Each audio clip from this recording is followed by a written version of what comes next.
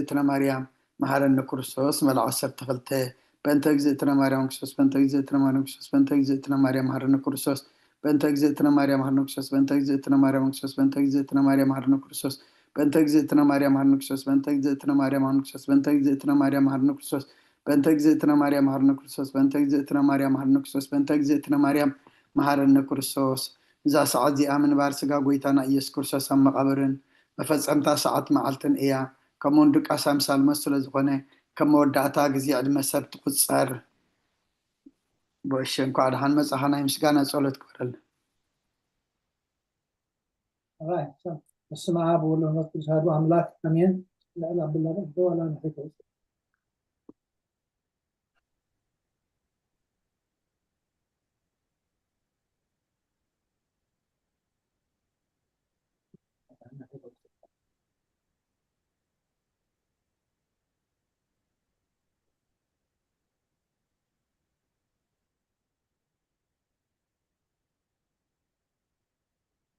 ምስጋና ጸሎት ገባር ሰናያትን መሐረን አምላክ አቡነ ጎይታና አምላክና መድኃኒና ኢየሱስ ክርስቶስ ሰቲርናን ረድኢናን አቂምናን ተቀቢልናን ረህሪልናን ደግፍናን ሰዓት ሰዓት ያውና ጥሕና ይሞ ነመስግኖ ለና ሕጂውን ንዕኡ በዛ ቅዱስ ዕለት እዚኣን በኩሉ ዘመን ህይወትና ብፍጹም ሰላም ክዕቅበና ንኩሉ ዝመልኽ እግዚአብሔር አምላክና ነመስግኖ ኦ ጎይታና እግዚአብሔር ኩሉ ትኽእል አቡነ ጎይታና አምላክና መድኃኒና ኢየሱስ ክርስቶስ ልዕሊ ኩሉ ኩነታትን ምንቲ ኩሉ ኩነታትን ኣብ ውሽጢ ኩሉ ኩነታትን ነመስግነካ ኣለና ስለዝተቀበልካና ዝረዳእካና ዝዕቆብካና እናረኻውን ስለዝተቀበልካና ስለዝራህራህካና ዝደገፍካና ክሳብ ሰዓት እዚኣውን ስለዘብፅሕካና ነመስግነካ ኣለና ኦ መፍቀር ሰብ ነዛ ቅዱስ ዕለት እዚኣን ኩሉ ዘመን ህይወትና ንዓኻ ብምፍራህ ብፍፁም ሰላም ክንፍፅም ካብ ሰናያትካ ንኽትህበና ንሓትት ንልምንና ኣለና ኩሉ ቅንኣትን ኩሉ ፈተናን ኩሉ ግብሪ ሰይጣንን መኽረኽፋ ሰባትን ምልዓል ፀላእን ኦ ጎይታ ካባይ ኣርሕቕ ካብ ኩሉ ህዝብካ እውን ኣርሕቕ ካብዚ ጉባኤ እዚ እውን ኣርሕቕ ኩሉ ሰናያት ዘድሊ ነገርን ዓድለና ምክንያቱ ንስኻ ኢኻ ተመንን ዕንቅርቢትን ኩሉ ሓይሊ ፀላእ ክንረግእ ስልጣን ዝሃብካና ካብ ኩሉ ክባእ ድሕንና ባልሃና እምበራ ፈተና ይገጥመና በቲ ሓሩ ድኻብ ጎይታና ኣምላኽና መድሓኒናን ኢየሱስ ክርስቶስ ምእንቲ ፍቅሪ ሰብ ኢሉ ዝገብሮ ፀጋን ምሕረትን ንስኻ መዓለም ዝኾነ ወሃቢ ህይወት መንፈስ ቅዱስን ክብርን ግርማን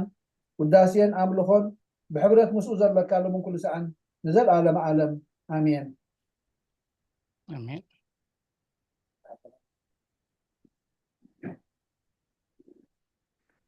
መዝሙር 50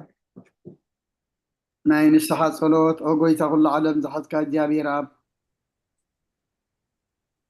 ናይ ንስሓ መዝሙር 51 ወአምላክ ከምሳለኻ መሐረኒ ከም ተዓቢርራኻ ኣበሳይ ደምስስ ካብ ኣበሳይ ፀቢቅ ክሓፀበኒ ካብ ሓጢኣተይ ናፅርየና ኣነ ኣበሳይ ይፈልጥ ኣለኹ እሞ ሓጢኣተይ ኩሉ ግዜ ብቅድመ እዩ ዘረባኻ ጻድቕ ፍርድኻ ንፅወንካ ትርከብ ሳነ ንኣኻ ጥራይ በደልኩ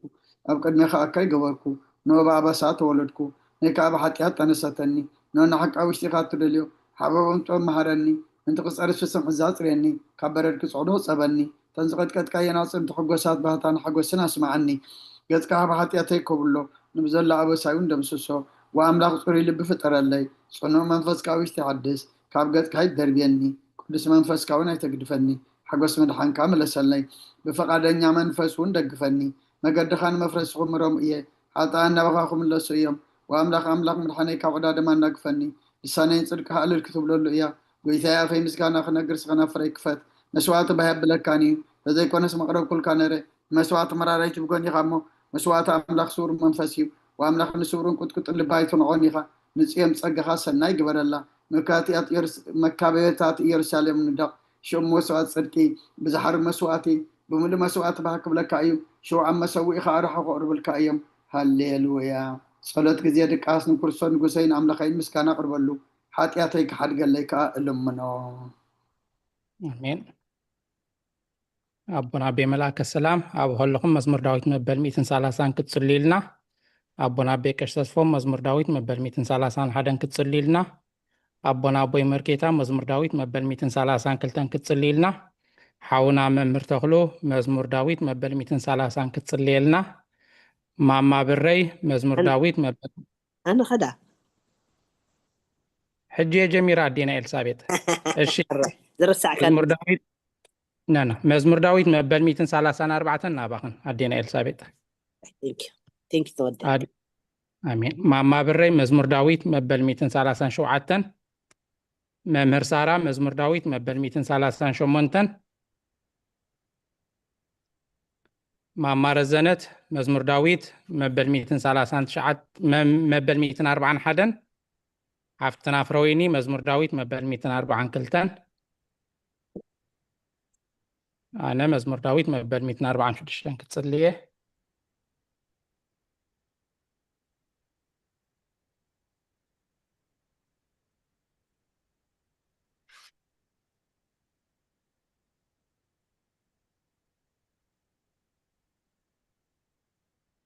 47 መምህር ተኽሉ መዝሙር ዳዊት መበል 147 ክትጽልየልና ማማ ህይወት ሓድጉ መዝሙር ዳዊት መበል 148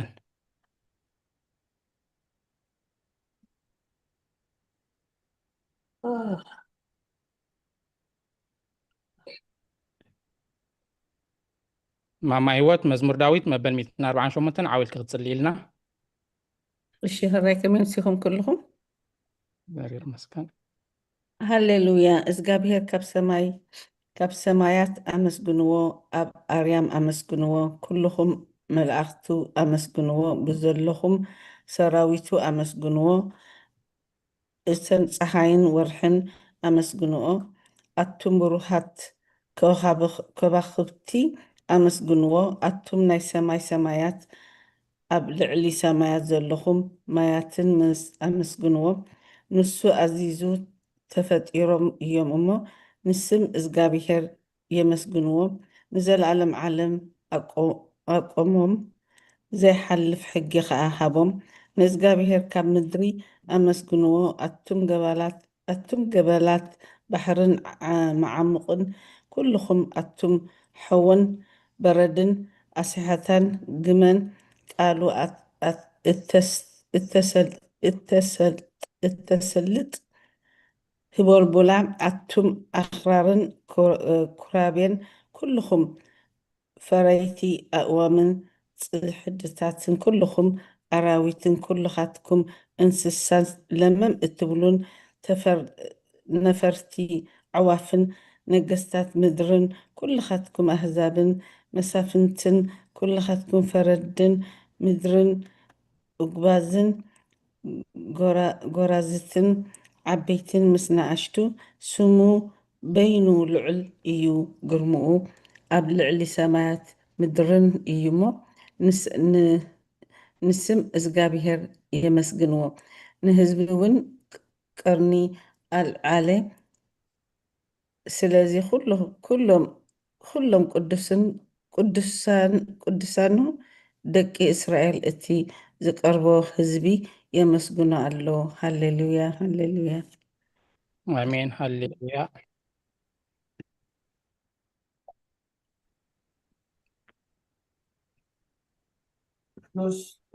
ቅዱስ እግዚአብሔር ጌታ ሰራዊት ናይ ጌታና ኣምላኽናን መድሓኛን ሃዋርያን ኣገልጋልን ዝኾነ ካብ ወንጌል ሉቃስ ትንገር ቃል ባረኽ ቅድሪ መንግስታዊ ምስጋና ንግባእ ድመን ኩሉ ሰዓት ዘለዓለመ ዓለም ኣሜን ወንጌል ሉቃስ 2 ካብ ፍቅዲ 25 ክሳብ 32 እንሆ ድማ ኣብ ኢየሩሳሌም ስምዖን ዝበሃል ሰብኣይ ነበረ እዚ ሰብኣይ እዚ ጻድቕ ንኣምላኽ ዝፈርህ መጥንን እስራኤላውያን ዝፅበ ነበረ መንፈስ ቅዱስ ድማ ነበሮ ነቲ መሲሕ እግዚአብሔር ከይረኣዮ ሞት ከም ዘይርኢ ድማ ብመንፈስ ቅዱስ ተገሊጡሉ ነበረ ብመንፈስ ከዓ ናብ ቤተ መቅደስ መፀ ወለዱ ነቲ ኢየሱስ ህፃን ከም ስርዓት ሕጊ ክገብርሉ ምስ ኣተዉ ስምዖን ድማ ኣብ ኢዱ ሓቆፎ ንኣምላኽ እውን ከምዚ እናበለ ባረኾ ኦ ጎይታይ ነቲ ንኣህዛብ ምግላፅ ብርሃን ንህዝብካ እስራኤል እውን ክብረት ክኸውን ኣብ ቅድሚ ኩሉ ህዝቢ ዘዳለኻዮ ምድሓንካ ኣዒንተይ ካብ ረኣያስ ሕጂ ከምዚ ዘረባኻ ንባርያኻ ብሰላም ተፋንዎ ኢኻ በለ ምስጋና ንእግዚአብሔር ኣምላኽና ይኹን ክርስቶስ ኣምላኽና ምስ ኣቦኻን መንፈስ ቅዱስን ሎሚ ኩሉ ሰዓት ንሰግደልካ ኣሎና ካብ ኦሪትን ካብ ነቢያትን ሓንቲ ቃል ካብ እትወድቕ ሰማይን ምድርን ክሓልፍ ይቐልል በዘ ጎይታን ደቂ መዛሙርቱ አሜን ሓፍትና እልልታ እንሆ ኣብ ቅድሚ ትኹን ፈራድቀውም ተዳልየ ኣለኹ እንሆ ኣብ ቅድሚ ትቁኑዕ ፈራዲ ክቐውም ተዳልየ ኣለኹ እቲ ኣብ ምግጋይ ዝሓለፈ ዕድመይ ንኩነኔን ንፍርድን ብቑዕ ስለ ዝኾነ ብበዝሒ ሓጢኣተይ ረዕድን እንቅጥቀጥን ኣለኹ ግን ከነፍሰ ጌና ኣብ መሬት ትነብሪ ካብ ሃለኹስ ተነስሐ ምክንያቱ መሬት ኣብ መቃብራ ይውድሶን እዩ ኣብ ሞት ከዓ ዝዝክሮ የልቦን ኣብ ገሃነም እውን ዘመስግኖ የልቦን እሞ ካብ ድቃስ ኪትኪ ተንሲእኪ ናብ መድሕንኪ ብንስሓ ኦ ኣምላኸ መሓረንን ኣድሕነንን እናበልክ ተማሕፀኒ ስብሃት ለኣብ ወወልድ መንፈስ ቅዱስ ኣሜን። ኣዴና ኤልሳቤጥ መዋል ሰብ ዘይውዳእ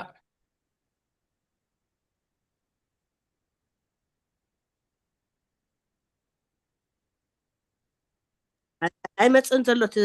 ክስታይ ኣይመፀን ኣሎ ኣይመፅን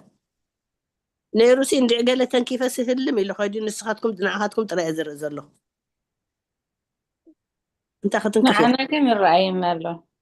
ዋ ንዓይካ ኣይመፀንን እቲ ዝንበብ ዝሰግረክን የዴና እሞ ፈትሻ ይኽን ክምለሰክን ዋ ከመይ ገይረ ክፍትሻ ዳኣኒ ገለባ ገበርለ ዋይ ብትረኺበ እናኻልኦት እንድሕር ትረአላ ኣዴና ምናልባሽ ኣብ ታሕቲ እናሃለ ሪአካ ኣለኹ ንበይ ናብዛ ታሕቲ መፂኣላ እንታይ ክገብራ ንሳ ኣይ ክላእ በሉ ሕራይ ቀፅሉ ወይ ወፂኽን እተዋድሓን ሕራይ ኦኬ ከምኡ ሓይሽ ማማ ብረይ መዋዕል ሰብ ዘይውዳእ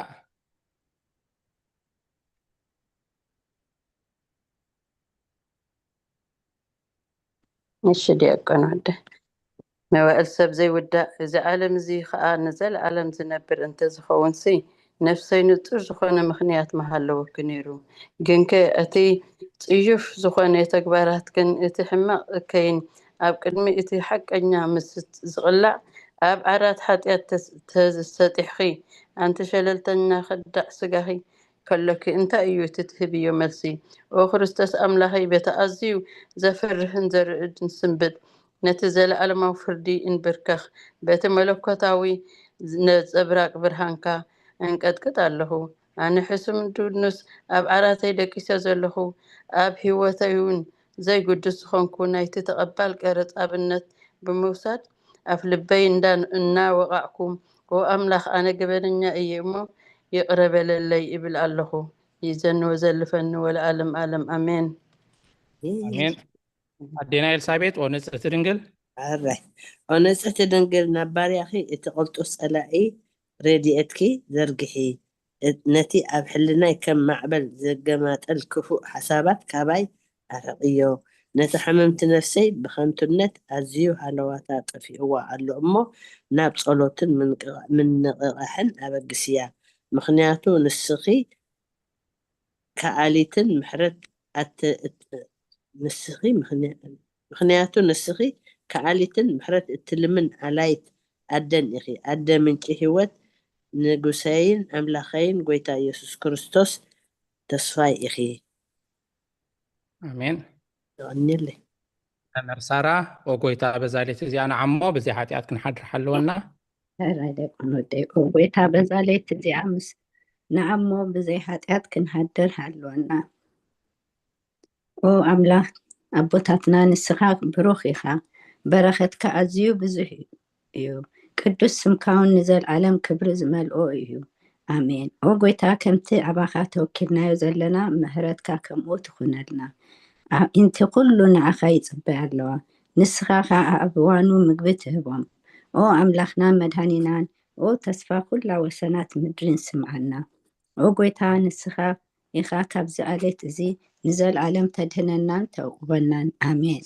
ኦ ጎይታ ብሩኽ ኢኻ እሞ ፍርድኻ መሃረኒ ኦ ጎይታ ብሩኽ ኢኻ እሞ ሓቅነትካ ረዳእኒ ኦ ጎይታ ብሩኽ ኢኻ እሞ ክብርኻ ኣብርሓለይ ኦ ጎይታ ምህረትካ ንዘላለም ይነብር ኦ ጎይታ ንዓይ ንተግባር ኢድካ ካብ ወለዶ ናብ ወለዶ መቆብየይ ስለ ዝኾንካ ኣይትንፀገኒ ኦ ጎይታ ንዓኻ በዲለ እሞ መሃረንን ንነፍሰይ ኣድህና እናበልኩ ፅሊ ኣለኹ ኦ ጎይታ ኣባኻ ተወኪል ኣለኹ እሞ ኣድህነኒ ፍቃድካ ክገብር ከዓ መሃረኒ ንስኻ ኣምላኺ ፈልፋሊ ሂወት ኢኻ ብብርሃንካ ድማ ኢና ብርሃን ንርኢ ምህረትካ ናብቶም ዝፈልጡኻ ክብርኻ ከዓ ናብ ቅኑዓት ልቢ ትምፃእ ፀጋን በረኸትን ምስጋናን ብሓቂ ናትካ እዩ ኦ ቅድሚ ዓለም ዝነበርካን ንዘላለም እትነብር ዘለኻን ኣቦን ወድን መንፈስ ቅዱስን ንዓኻ ምስጋና ውዳሴን ግርማን ይግባእ ሎምን ኩሉ ሰዓን ንዘለዓለም ዓለም ኣሜን ኦ ልዑል ኦ ጎይታ ልዑል ጎይታ ብኣኻ ምእማንን ንስምካ ምዝማርን ሰናይ እዩ እሞ ምህረት ካብ ፀፅባ ሓቅነትካ ድማ ለይቲ ለይቲ ይዕዘምቱ ኣሜን አሜን። ሃፍትና ፍሮይኑ ውዳሴ ስሉስ ቅዱስ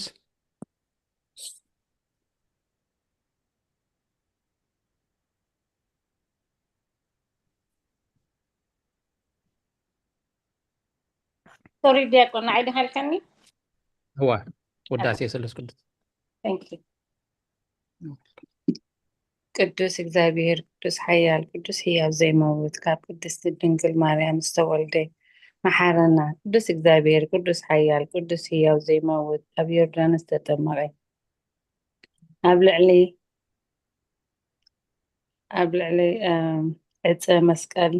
ምእንታና ዝተሰቕለ መሓረና ቅዱስ እግዚአብሔር ቅዱስ ኃያል ቅዱስ ሕያው ዘይመውት ኣብ ሳልሰይቲ መዓልቲ ካብ ሙታን ዝተንስአ ስጋ ብምስጋና ናብ ሰማያት ዝዓረገ ኣብ የማን ኣቦኡ ዝተቐመጠ ኣብ ህያዋንን ሙታን ክፈርድ ከም ብሓድሽ ክመጽእ እዩ እሞ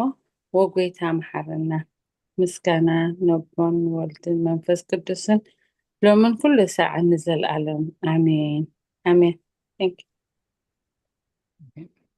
ኦ ስሉስ ቅዱስ መሐረና ኦ ስሉስ ቅዱስ መሐረና ኦ ስሉስ ቅዱስ መሐረና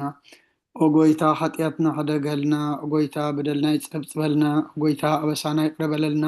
ኦ ጎይታ ንሕማት ካብ ፀሓዮም ሞምንቲ ትቅዱስ ስምካ ኢልካ ፈውሶም ኦ ጎይታ ነቶም ዝሞቱ ቦታትናን ኣዴታትናን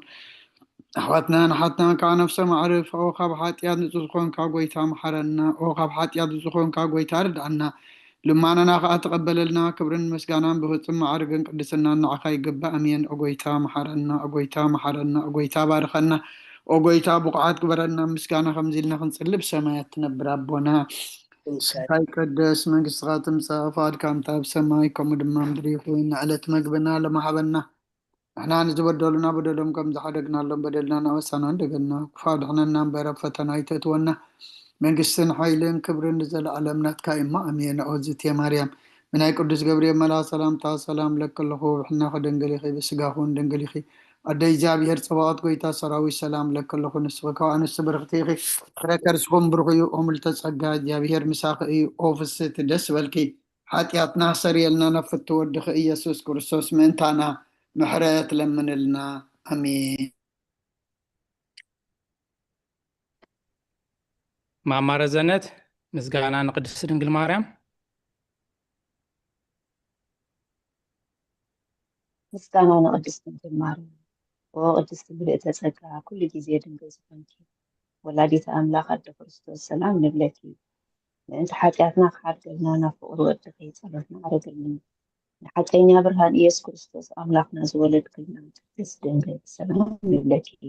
ንሓጢአት ንስና ሓዲጎ ክምሕረና ናብ ጎይታ ለምንልና ኦ ቅድስት ድንግል ማርያም ወላዲተ ኣምላኽ ንዘርኢ ሰብ እምንቲ ኣማላዲት ናብ ወድኺ ኢየሱስ ክርስቶስ ንሕድገት ሓጢአት ክተጸግወና ለምንልና ኦ ናይ ሓቂ ንግስቲ ድንግል ሰላም ንብለኪ ኦ ንኣማኑኤል ኣምላኽና ዝወለድክልና ምልክዖት ዘርእና ሰላምታ ነቕርበልኪ ኦ ድንግል ጎይታና ኢየሱስ ክርስቶስ ተኣመነት ኣማላዲት ሓጢአትና ምእንቲ ክሓድገልና ተዘከርና ኣሜን አሜን። ማማ ህይወት መቶ ጸሎት ሃይማኖት ናይ ድኸት ዲያቆን هو እሺ ኦኬ መእተዊ ጸሎት ሃይማኖት ኦ ኣደ ሓቀኛ ብርሃን ነኽብረኪ ኦ ቅድስቲ ድንግል ወላዲት ኣምላኽ መድሓን ዓለም ስለ ዝወለድክልና መፂኡ ከዓ ንነብስና ስለ ዘድሓነና ነመስግነኪ ኦ ጎይታን ንጉስናን መድሃኒናን ኢየሱስ ክርስቶስ ክብሪ ንዓኻ ይኹን ንስኻ ንሃዋርያት መገሶም ንሰማዕታት ኣኽሊሎም ንጻድቃን ዕልልቶኦም ንቤተ ክርስቲያን ጽንዓት ንሓጣን ሕድገት ብሓደ ዝመለኮቱ ስሉስ ቅዱስ ነበስር ንሰግደሉን ነኽብሮን ኦ ጎይታ መሐረና ኦ ጎይታ መሐረና ኦ ጎይታ ባርኸና ኣሜን አሜን። ሃፍትና እልልታ ናይ ሃይማኖት ጸሎት ናይ ሃይማኖት ጸሎት ኩሉ ብዝሓዘ ሰማይን ምድርን ዝርአን ዘይርአን ብዝፈጠረ ብሓደ እግዚኣብሔር ኣብ ንኣምን بحد قويتا بيسوس كريستوس عالم كيتفترة مسؤ بزخونة والد أبو حدون نأمن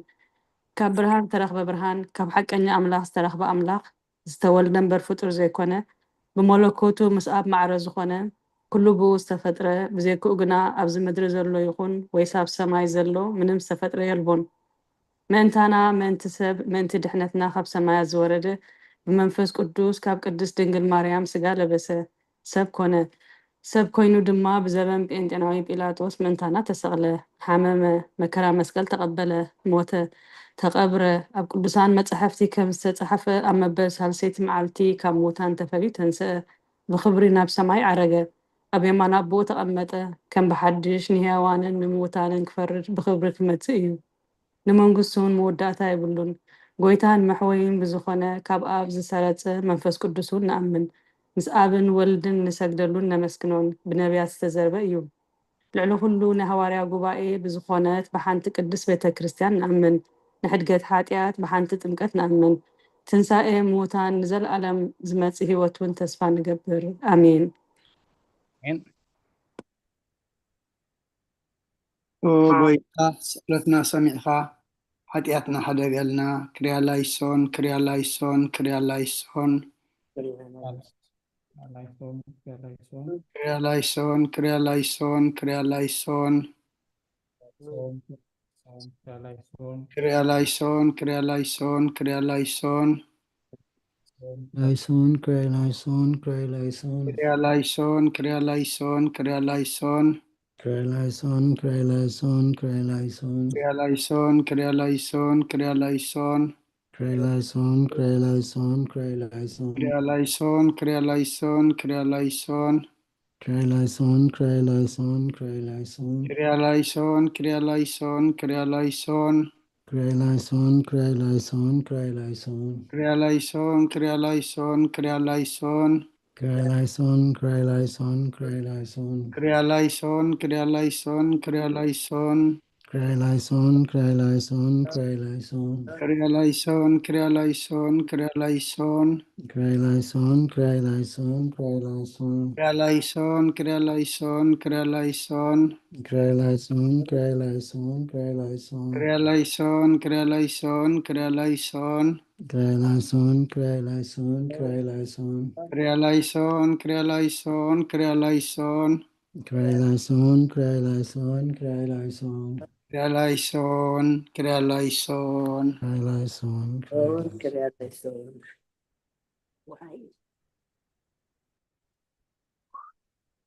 أدينا إلسابيت قدوس قدوس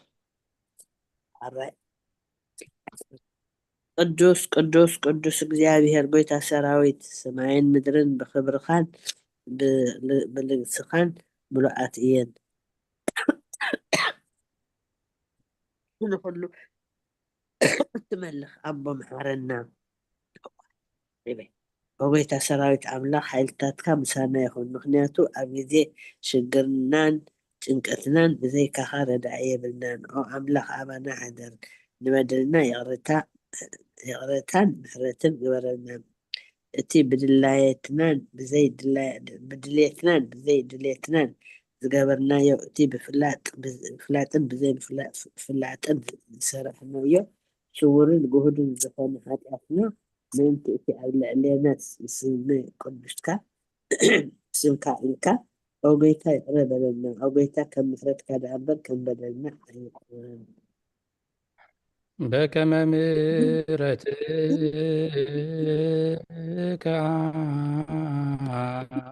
أملاكنا وعقوبك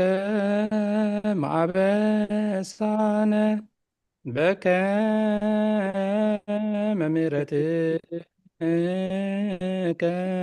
أملاكنا وعقوبك مع سان لك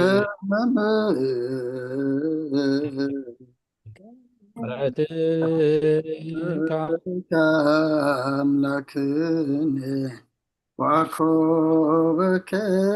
ما بساني وقويتا بقعات برنا مسكانا خنزلنا خنصلي في سمايات نبر ربنا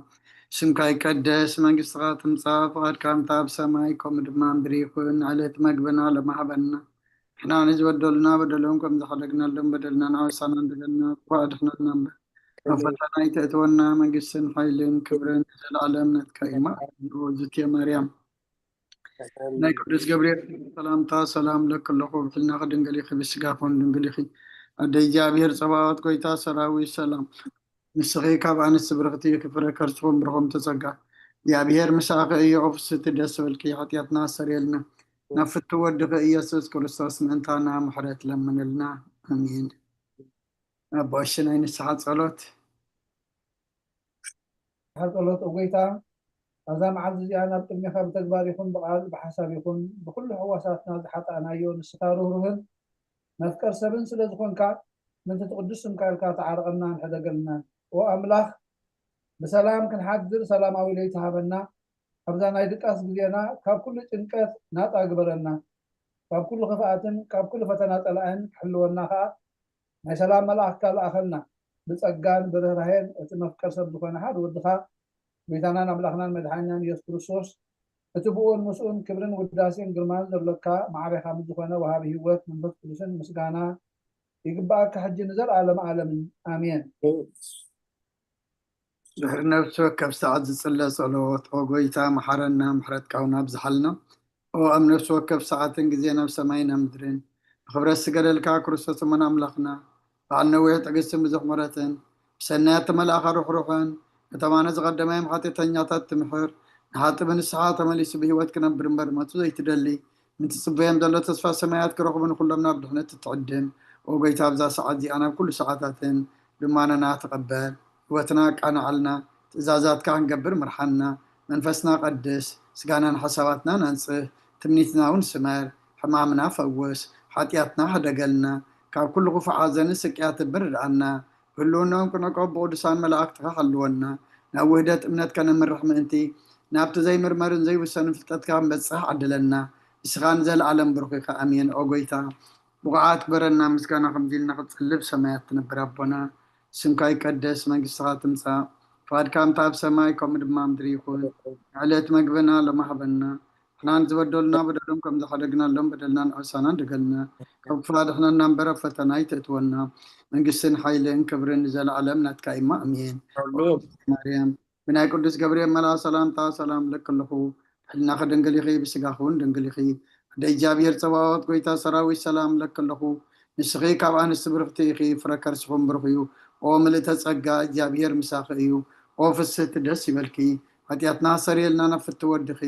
ኢየሱስ ክርስቶስ ምእንታና ምሕረት ለምነልና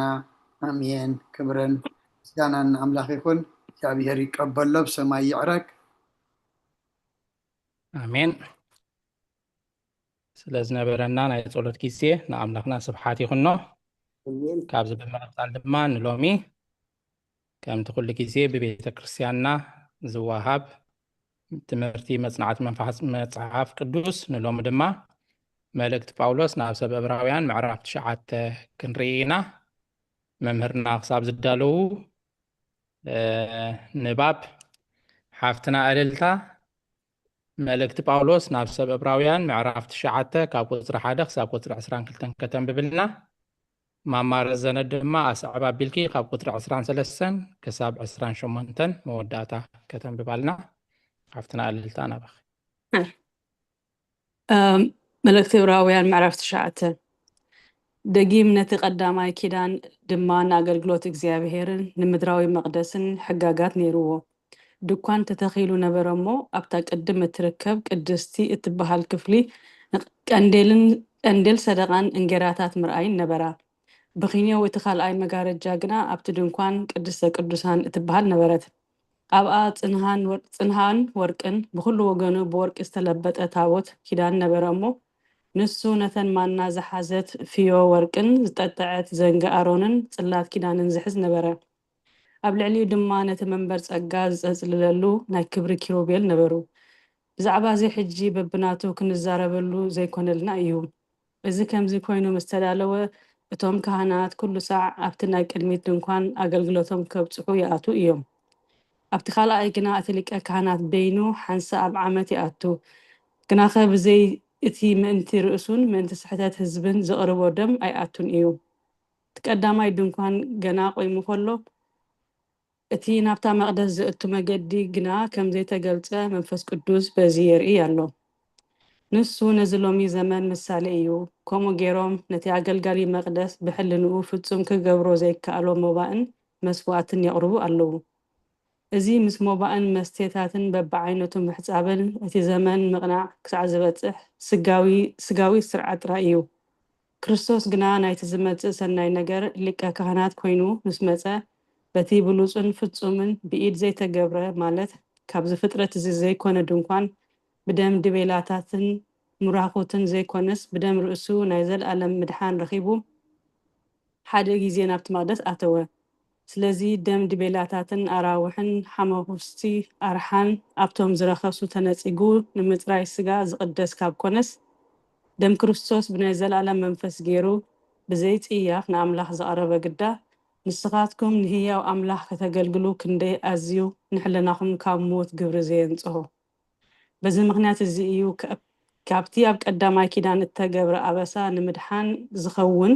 ምስ ሞት ኮነ እቶም ፅውዓት ነታ ተስፋ ናይ ዘለኣለም ርስቲ ምእንቲ ክረኽቡ ኢሉ ንሱ ማእከላይ ሓድሽ ኪዳን ዝኾነ ለበዋ ኣብ ዘለዎስ ሞት እቲ እተላበወ ክኸውን ናይ ግድን እዩ እሞ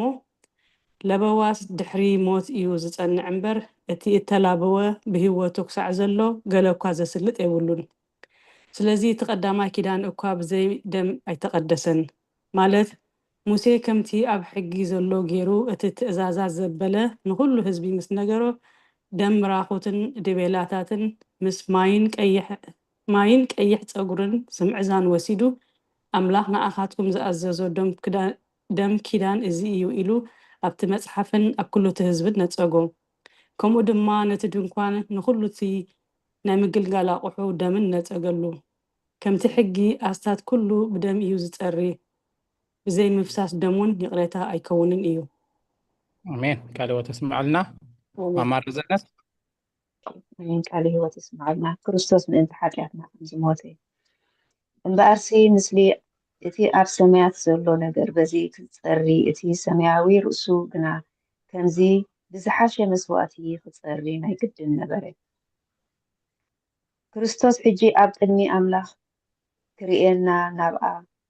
ከርኤና ናብኣ ናብታ ሰማይ ኣተወ እምበር ኣብቲ ምስሊ ሓቂ ኣብታ ብኢድ ተገብረት መቕደስ ኣይኮነን ዝኣተወ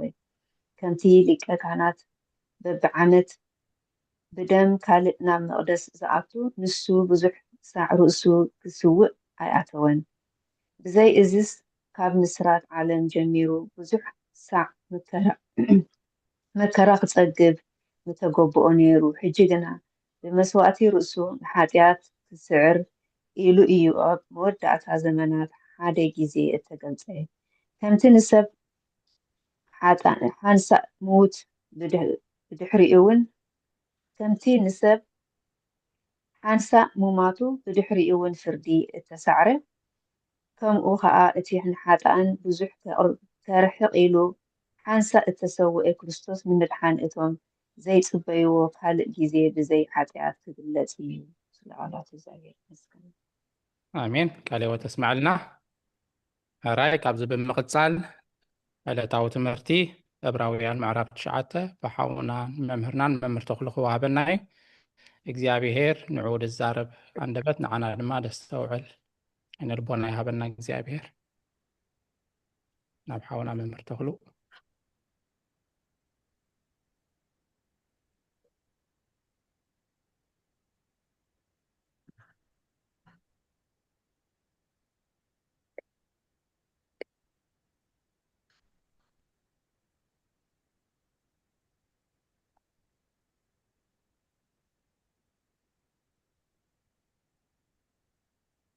جرى اللودي ሼር ኣይኮነን ኣሎ መስለኒ ኣሎ شير جرى صنيح ሕጂ መፅእ ገና ይመፅእ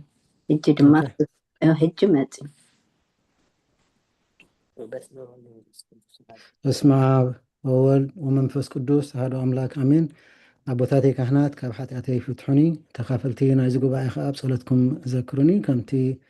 ዲያቆን ሓወይ ዝበሎ ሎማዓንቲ ከም ፍቃድ እግዚኣብሔር ዕብራውያን ምዕራፍ 9 ክንርኢ ኢና። ዕብራውያን ምዕራፍ 9 መእተዊ ሃዋርያ ጳውሎስ ቤት ሓድሽ ኪዳን ንምሕባር ነቲ ኣብ ብሉይን ሓድሽን ኪዳን ዘሎ መገድታት ኣምልኾ ኣነፃፂሩ ኣሎ። ንክልቲኡ ሓድሽ ኪዳንን ብሉይ ኪዳንን የነፃፅሩ። ካብ ፍቅዲ 1 ክሳብ 10 ዘሎ ነቲ ኣብ ብሉይ ኪዳን ዘሎ ኣምልኾ ይገልፆ። ምስ ኣምላኽ ዘለዎ ርክብ ወይ ዝምድና ድሩትን ምዃኑ ድማ የጉልሖ ኣፀቢቑ ይገልፀልና ማለት እዩ። ካብ 11 ክሳብ 28 ዘሎ ከዓ ሓዲስ ኪዳን ኣብ ኣምልኾ ኣምላኽ ቀጥታውን ንዘለዓለም መእተዊ ስለ ዝህቦ ዝዓበየ ምዃኑ ድማ ይገልፀልና ማለት እዩ። ኣብቲ ታበርናክል ዝብሎ ከዓ ወይ ከዓ ማሕደር ዝብል እቲ ናይ ብሉይ ኪዳን ስርዓታት መቅደስን ምድራዊ ማለት እዩ ነበረ። መግለፂ እታ መቅደስ እቲ ወርቃውን ፅንሓ ኣብ ቅድስተ ቅዱሳን ድዩ ነይሩ ይብል። ኣብታ ቁፅሪ 4 እንታይ እያ ትብል? ኣብኣ ፅንሓን ወርቅን ብኩሉ ወገኑ ብወርቂ እተለበጠ ታቦት ኪዳን ነበረ እሞ ንሱ ነተን ማና ዝሓዘት ፍዮ ወርቅን ዝጠምዐት ዘንጊ ኣሮንን ፅላት ኪዳንን ዝሕዝ ነበረ። ሕጂ በብሓደ ክንርኤን ኢና ማለት እዩ። እንታይ እዩ ትርጉሙ? ትርጉም ኣለዎ ድዩ? ኩሉ ነገር እዚ ብእንግሊሽ ይደሎ ግን እዚ ይድመስል እቲ ታበርናክል ዝበሃል ማለት እዩ። እቲ ሊቀ ካህናት ኣብ መዓልቲ ዕርቂ ወይ ከዓ ዴይ ኦፍ ኣቶንመንት ዝበሃል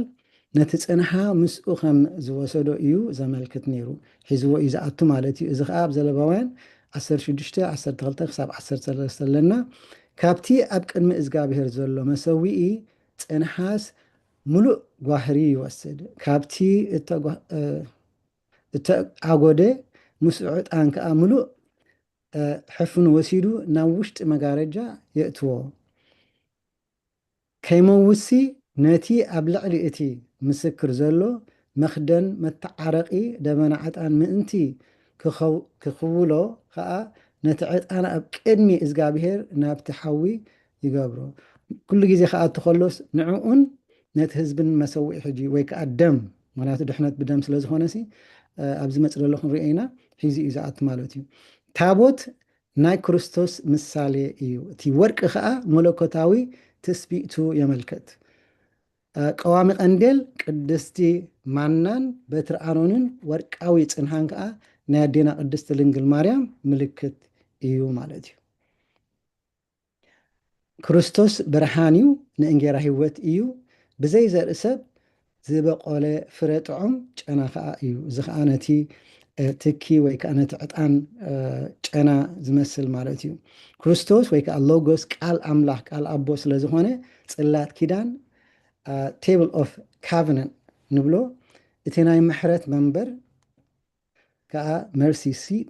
ከዓ ንዝፋን ኣምላኽ የመልክት። እቲ ትንታኒ እዩ ዝህቦ ዘሎ ማለት እዩ። እንታይ ማለት እዩ ኢሉ ኣብ ማሕደር ዝግበር ኣምልኾ ካብ 6 እስካብ 10 ዘሎ ማለት እዩ። ነታ ቅድስቲ ቦታ መዓልታዊ ኩሎም ካህናት ይጥቀሙላ ነበሩ። ሕጂ ነቲ ኣብታ ቅድስተ ቅዱሳን ዘይኮነ ማለት እዩ ኣብቲ ደገ። እታ ቅድስተ ቅዱሳን ግን ሓንቲ ግዜ ብዓመት እቲ ሊቀ ካህናት ጥራሕ እዩ ዝኣቱ። ዘፀአት 27 21 እንታይ ድብለና? ከምኡውን 30 7 21 ከምኡውን ዘለባውያን 24 5-9 ንስኻ ድማ እቲ መብራህትታት ወትርግ ምእንቲ ክበርህሲ ካብ እተጎድአ ኣውሊዕ ንመብራህቲ ዝኸውን ፅሩይ ዘይቲ ከምፅኡልካ ንደቂ እስራኤል ኣዝዞም።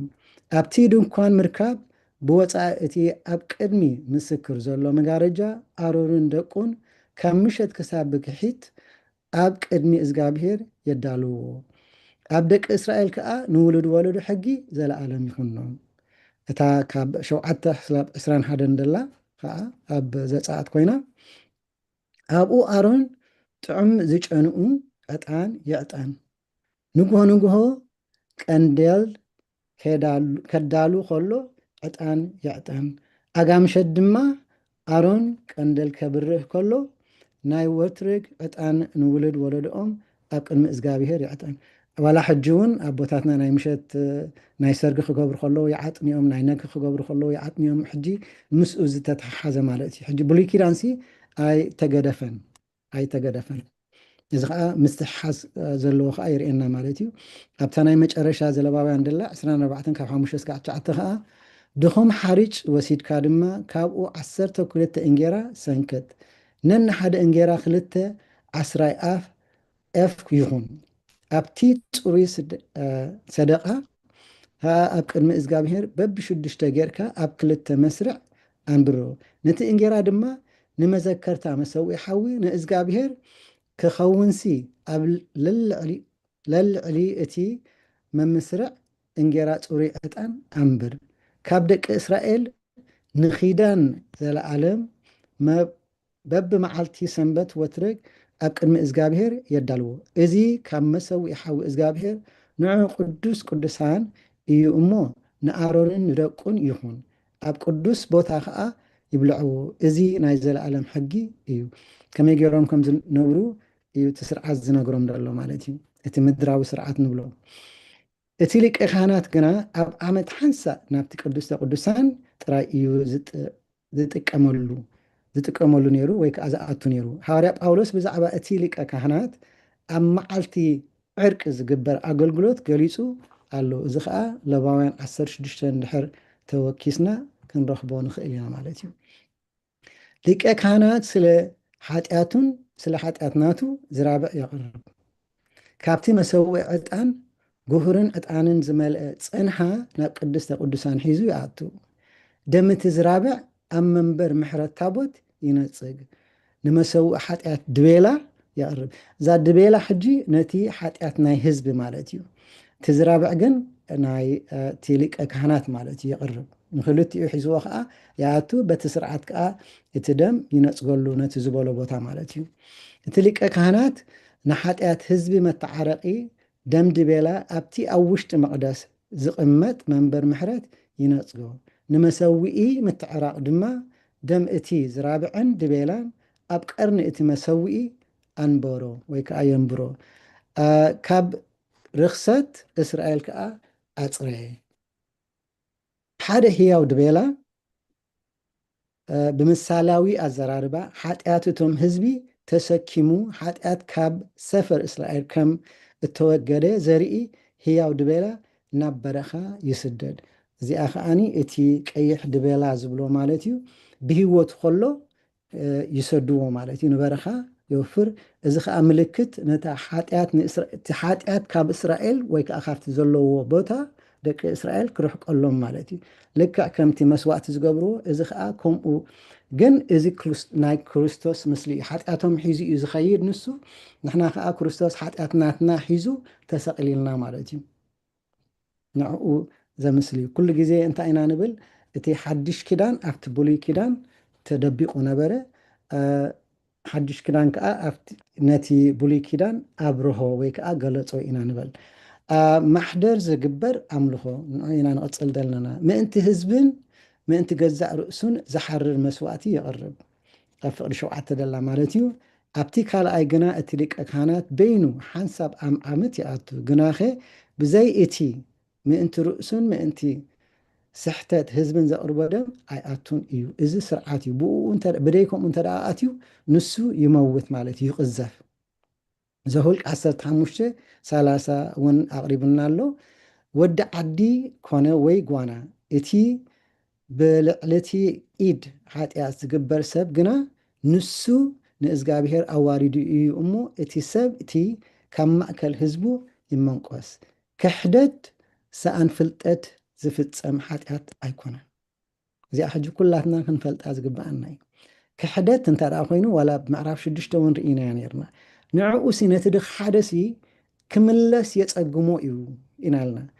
እዚ ከዓኒ ብተመክሮ ማለት እዩ በቲ ናይ ኣምላኽ እንተደኣ ርኢናዮ ዘይሕጠግ ሓጢአት ብንስሓ ዘይሕደግ ሓጢአት የለን ኢልና ኢና ብንስሓ ዘይሕደግ ሓጢአት የለን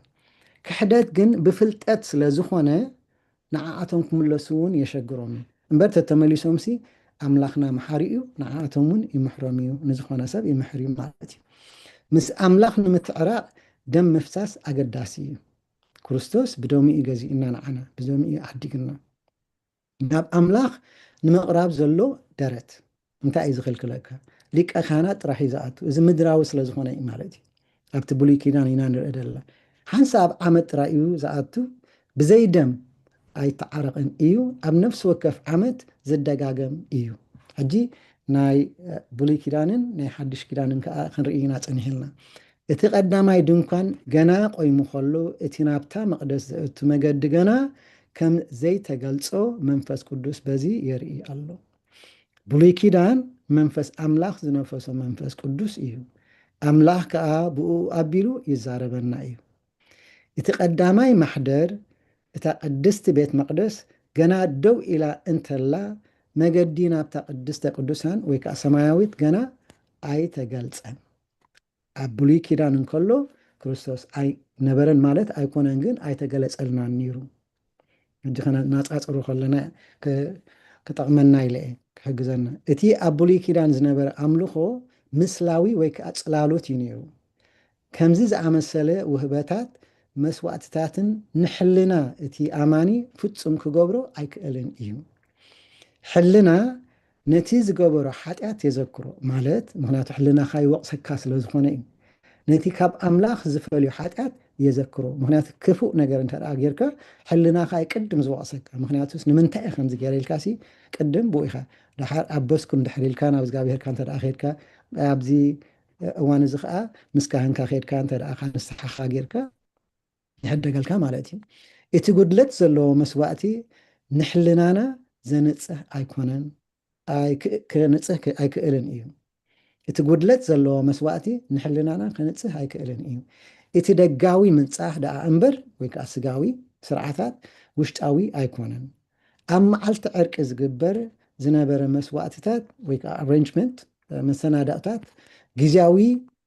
ሓገዝ ጥራይ እዩ ዝህብ ነይሩ ንግዜ ኢኻ ትመፅእ እምበር ዓመት ዓመት ክደግምዎ ነይሮም ጎይታናን መድሓኒናን ኢየሱስ ክርስቶስ ግን ሓንሳ ንሓዋሩ ስለ ዝሞተልና ተዓሪቕና እዩ ባዕልና እንተ ደኣ ደይ ተባኢስናዮ ማለት እዩ ትዕድል ሂብና እዩ ንሕና ግን ናብኡ ኣይንኸይድን ኢና ዘለና ማለት እዩ እዚ መሰናድኦታት እዚ ዝበለፀን ዘለኣለማውን ንኩሉ ዘንፅህ ዝወሃበሉ ግዜ ክሳዕ ዝመፅእ ግዝያዊ ጥራይ እዩ ነይሩ ኣብቲ ብሉይ ኪዳን ዝነበረ ማለት እዩ ሕጂ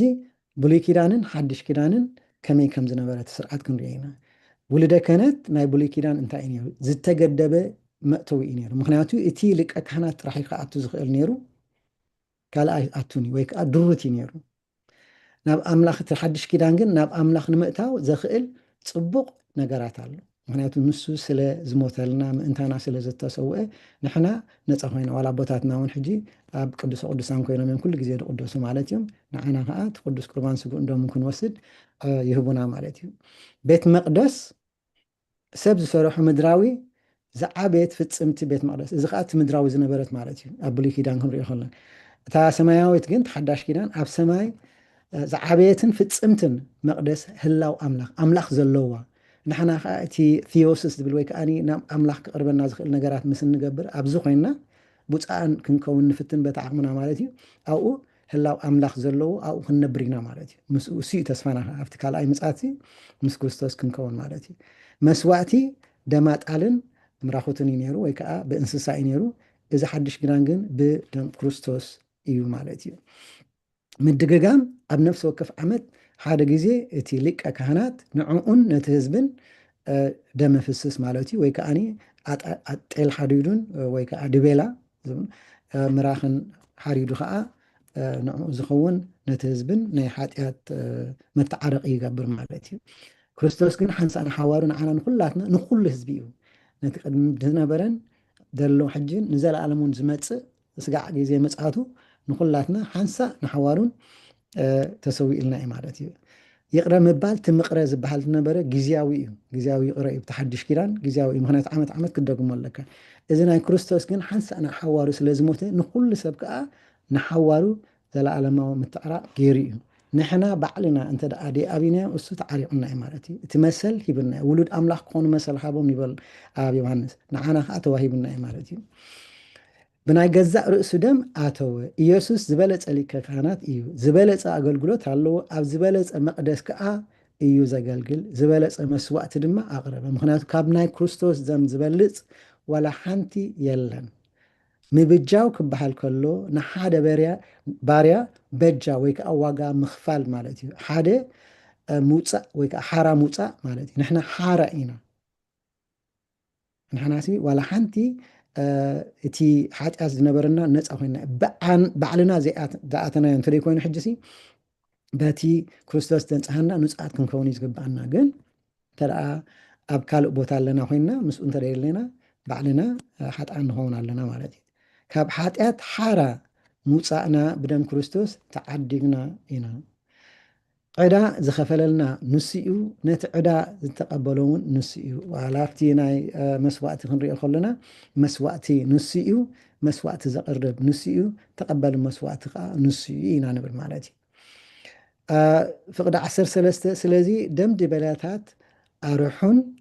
ሓሙሽቲ ኣርሕን ኣብቶም ዝረኸሱ ተነፂጉ ንምፅራይ ስጋ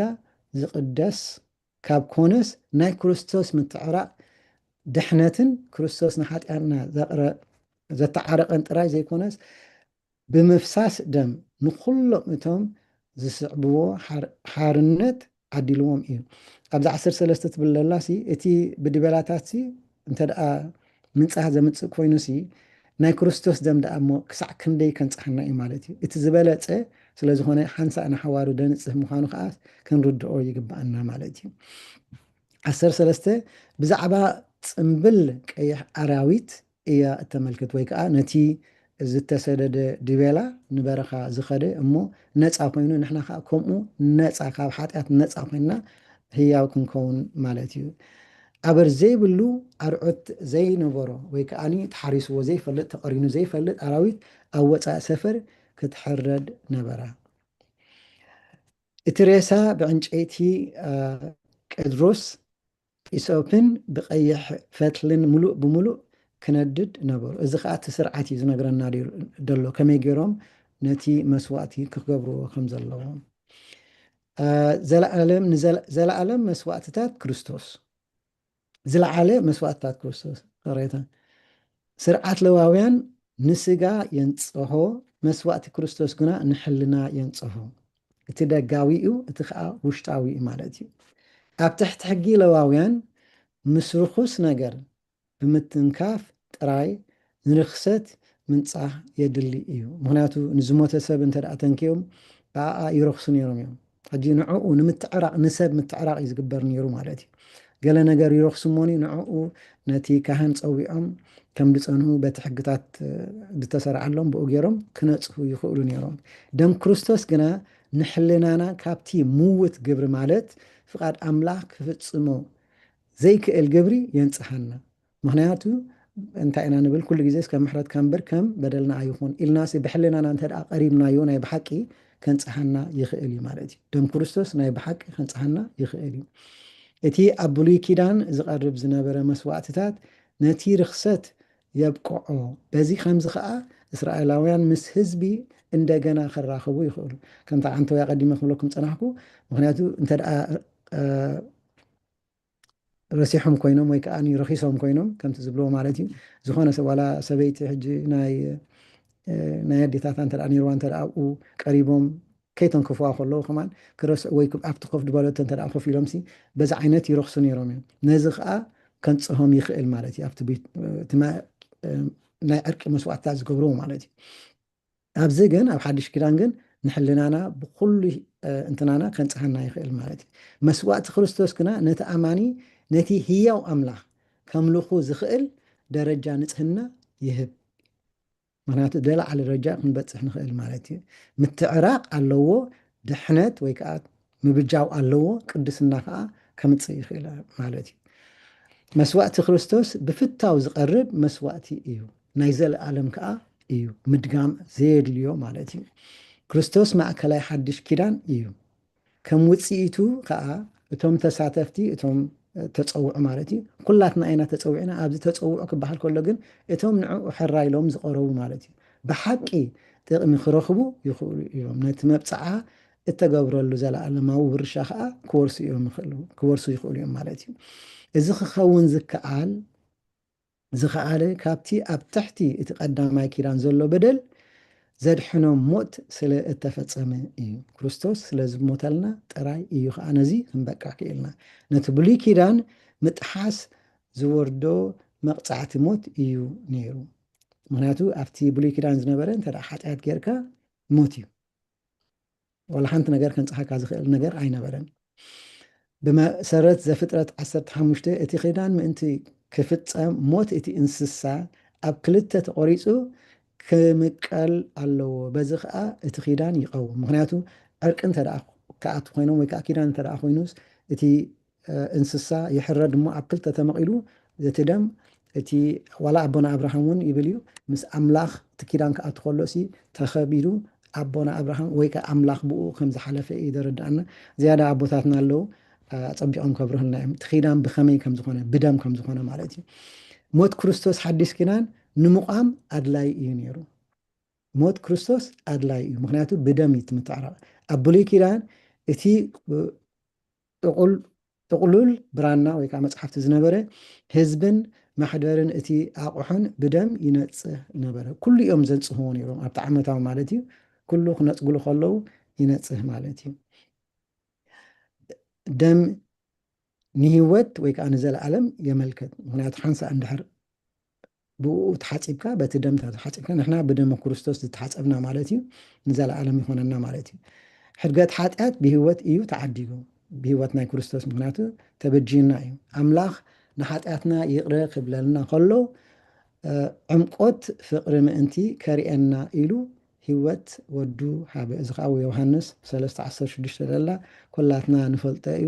በቲ ሓደ ኣምላኽ በቲ ሓደ ወዱ ዝኣመነ ኩሉ ናይ ዘለዓለም ሂወት ምእንቲ ክረክብ እምበር ከይጠፍእሲ ንወዱ በጃ ክሳዕ ዝህብ ክሳዕ ክንዲዚ ንዓለም ኣፍቀራ ይብለና። ቁፅሪ 23 ክሳብ 26 ከምኡውን ካብ 9 ክሳብ 10 ዘሎ መሊሱ እዩ ዝደግሙ ትርክክብ እዩ ዝገልፅ ደሎ ማለት እዩ። ኢየሱስ ናብ ሰማያዊ መቅደስ ኣተወ። እዚኣ ካብ 15 ካብ 28 ደሎ እዩ ማእከላይ ናይ ሓድሽ ኪዳን ዝብሎ ማለት እዩ። ሞቱ ምእንቲ ሓጢኣትና ሓንሳእ ንሓዋሩ ዘተዓርቕ መስዋእቲ እዩ። ከምቲ ንሰብ ሓንሳእ ሞይቱ ፍርዱ ድማ ዝረክብ ክርስቶስ ከዓ ፍርድና ብስግኡ ምእንቲ ክፀውርን ነቶም ብሓንቀውታ ዝፅበይዎ ብካልኣይ ምፃት ድሕነት ምእንቲ ክህቦም ሓንሳእ ንሓዋሩ ሞት ምድግጋም ዝበሃል የለን። ልክዕ ከምታ ሓንሳእ ትመውት እሞ ፍርድካ ትቕበል ክርስቶስ ከዓ ሓንሳእ ሞትና እሞ ነፂሂና ኢና። ግን እዚ ክበሃል ከሎ ሓደ ሰባት ክርስቶስ ሞይትና እሞ ነፂሂና ኢና ዋላ ሓንቲ ሓጢኣት ንሕና እንታይ ኢና ንብል ኣብ ኦርቶዶክስ ድሒና ኢና ንድሕና ኣለና ክንድሕንካ ኢና። ሕጂ ፕሮሰስ ኣለዎ ማለት እዩ። ኣብኡ እንተ ደኣ ትጉዕዘካ ዘይወዲእካ ኦፍኮርስ ክድሕና ኣይትኽእል ኒኻ። ምክንያቱ ኩዕሾ ጀሚርካ ኩዕሾ ጀሚርካ እንተ ደኣ ዘይወዲእካ ወይ ከዓ ትጉያ ጀሚርካ እንተ ደኣ ዘይወዲእካ ክትዕወት ኣይትኽእልን ኢኻ። ስጋዕ መጨረሻ ክትውድእ ኣለካ። እዚኣ ከዓ ትጉዕዘካ ክትውድእ ኣለካ ማለት እዩ። ኣብዛ መደምደምታ ከዓ ነተን ሕቶታት ደለዋ ምናልባት ጥምር ዘብላ ኮይኑ ይስማዓኒ። ሰለስተ ቀንዲ ሳዕቤናት መስዋእቲ ጎይታና ኢየሱስ ክርስቶስ ንምንታይን ንሕድጋት ሓጢኣት ንፅህና ሕልና ዘለኣለማዊ ድሕነት ናይ ክርስቶስ ቀንዲ ዘድልያ ከዓ ነዚአን ንሕድጋት ሓጢኣትና ኮነና ንንፅህና ሕልናና ይኮንና ዘለኣለማዊ ድሕነት ከዓ ንረክብ። እቲ ፍልልዩ ዳ እንታይ እዩ? መስዋእቲ እንስሳ ብደጋዊ ንግዚኡ ጥራይ እዩ ነይሩ።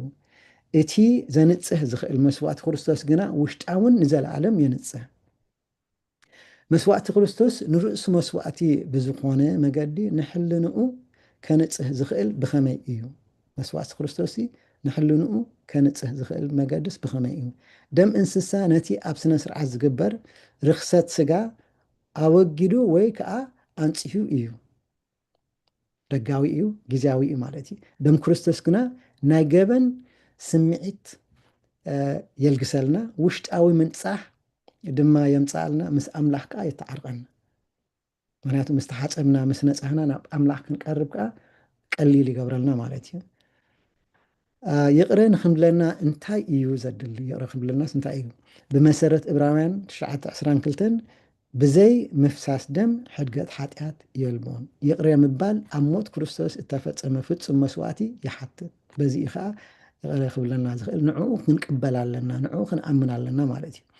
ዕብራውያን 9:15 ከምኡውን 1 ጢሞቴዎስ መወከሲ ማለት እዩ ክንውከስ ንኽእል ኢና ኢየሱስ ማእከላይ ኮይኑ ዘገልግል ብኸመይ እዩ ኣብዚ ሕጂ ብዙሕ ሕቶታት ናይ ካልእ እምነታት ክመፅእ ይኽእል እዩ ኣቦታትና ሊቃውንቲ ኣለዉ ምሳና ኣፀቢቖም ክገልፅዎ እዮም ግን ኣብ መንጎ ኣምላኽን ሰብን እዩ መስዋእቲ ባዕሉ እዩ ሰዋእ ባዕሉ እዩ ተቐባሊ መስዋእቲ ከዓ ባዕሉ እዩ እዚ ከዓ ኣምላኽ እንታይ ሽሙ ዝገብሮ ማእከላይ ዝገብሮ ማለት እዩ ፍጹም ሰብ ፍጹም ኣምላኽ ስለ ዝኾነ ማለት እዩ ንሱ ከዓ ሓደ ማእከላይ መጠን ነቲ ሓዲስ ክዳን ብደሙ ኣቆሞ ምስ ኣምላኽ የተዓርቀና ናብኡ ንክንኣቱ ድማ ይፈቅደልና ዕላማ ቀዳማይ ምጽናት ክርስቶስ ምጽኣት ክርስቶስ ካልኣይ ምጽኣት ዝፍለ ብኸመይ እዩ ቀዳማይ ምጽኣት ክርስቶስን ካልኣይ ምጽኣት ክርስቶስን ብኸመይ እዩ ዝፍለ ቀዳማይ ምጽኣት ንኃጢአት ንምጽዋር ንገዛእ ርእሱ መስዋእቲ ገይሩ የቅርብ ድሕነት ድማ የምጽኣልና ተቀዳሚት ማለት እያ ካልኣይ ምጽኣት ከ ካብ ኃጢአት ተፈልየ ናብ መወዳእታ ድሕነት ፍርድን ንምምጻእ መደብ ኣምላኽ ንምፍጻም እዩ ነቶም ብሩኻት ንዑ በዛ ቅድመ ይኩኑ በዚ የማን ኩኑ ይብለና ማለት እዩ ነቲኦም ከዓ ከም ጤል መሲሉ ብፀጋመይ ወይ ከዓ ኣይፈልጠኩምኒ ይብለና ማለት እዩ ካብዚ ከምዚ የድሕነና ንሕና ምስቶም ንጹሓት ወይ ከዓ ምስቶም ብየማኑ ዝቕመጡ ይግበረና ፀሊንኩም ስለ ዝሰማዕኩምን ከዓ እግዚኣብሄር ኣብቲ ትገብርዎ ፀሎት ኩሉ ግዜ ፀኒሉ ይስማዕኩም መልእኽቲ ቅድስቲ ቤተክርስትያን ፀኒልኩም ስለ ዝሰማዕኩሙ ከዓ ኣብቲ ትገብርዎ ፀሎት እግዚኣብሄር ፀኒሉ ይስማዕኩም ስብሃት ለእግዚኣብሄር ልዑል ወለወላዲቱ ድንግል ወለመስቀሉ ክቡር አሜን ቃል ይስማዕልና አሜን ቃል ህይወት ተስማዕልና ንኩልና አሜን ቃል ህይወት ተስማዕልና አሁን መምህር ተክሉ እሺ ካብዚ ብምቕፃል ካብ ጉባኤ መዝሙር ክህልወና እዩ ኣብትና ፍሮይንን መምህር ሳራን ክልቲኽን ኢድክን ሓፋቢልክን ኣለኽን ዳን ፍሮይኒ ሓፍተይ ትዘምር ሓንሳራ ሓፍተይ ትዘምር لا ፍሮይኒ الراي أمين لي كبرت هذا اللي في الأخبارك أوكي حراي ما دخومي أنا كل ذات للو نباخا قريبي مهرتك حلو لو مسوسي مهد هك خاختلو بتكخ بمحرتك مرحن بعلخ بتكخ بمحرتك مرحن بعلخ ناي عالم تبرع انت برتعني ما تعود يا سيدان انت حنقلني عب كله زدحن يسوس يعلمني بتكخا بمحرتك مرحن بعلخا بتكخا بمحرتك مرحن بعلخا كم تتدلني متانك عيلك تكخا بزحلك ويساي حاجرخا وزعزر هيوتي مرحني بعلخا بتكخا بمحرتك مرحني بعلخا بتكخا بمحرتك مرحني بعلخا عالكان خحلو ويتاي حاكزني ندحريت كيملس تسفخا هبني ملو موائلي عبيت كامبرني بتكخا بمحرتك مرحن بعلخا بتكخا بمحرتك مرحن بعلخا آمين آمين قال هو تسمع لنا تعمل آمين مزمور بتصقعها بمحرتك مرحان بعلها بالقبال كمزا سمعت صنحنا أبز غور معلتاتون أبي تكسيانا تزميراني رايح ولاتنا نفلت أينا يتقتمي أي دوغموني الشي كابز بمقصال نزا مزمور بمسرة مصحف قدوس كان مصحف قدوس تقصي بمتكاس كان استنتنا مدرخنا أباهم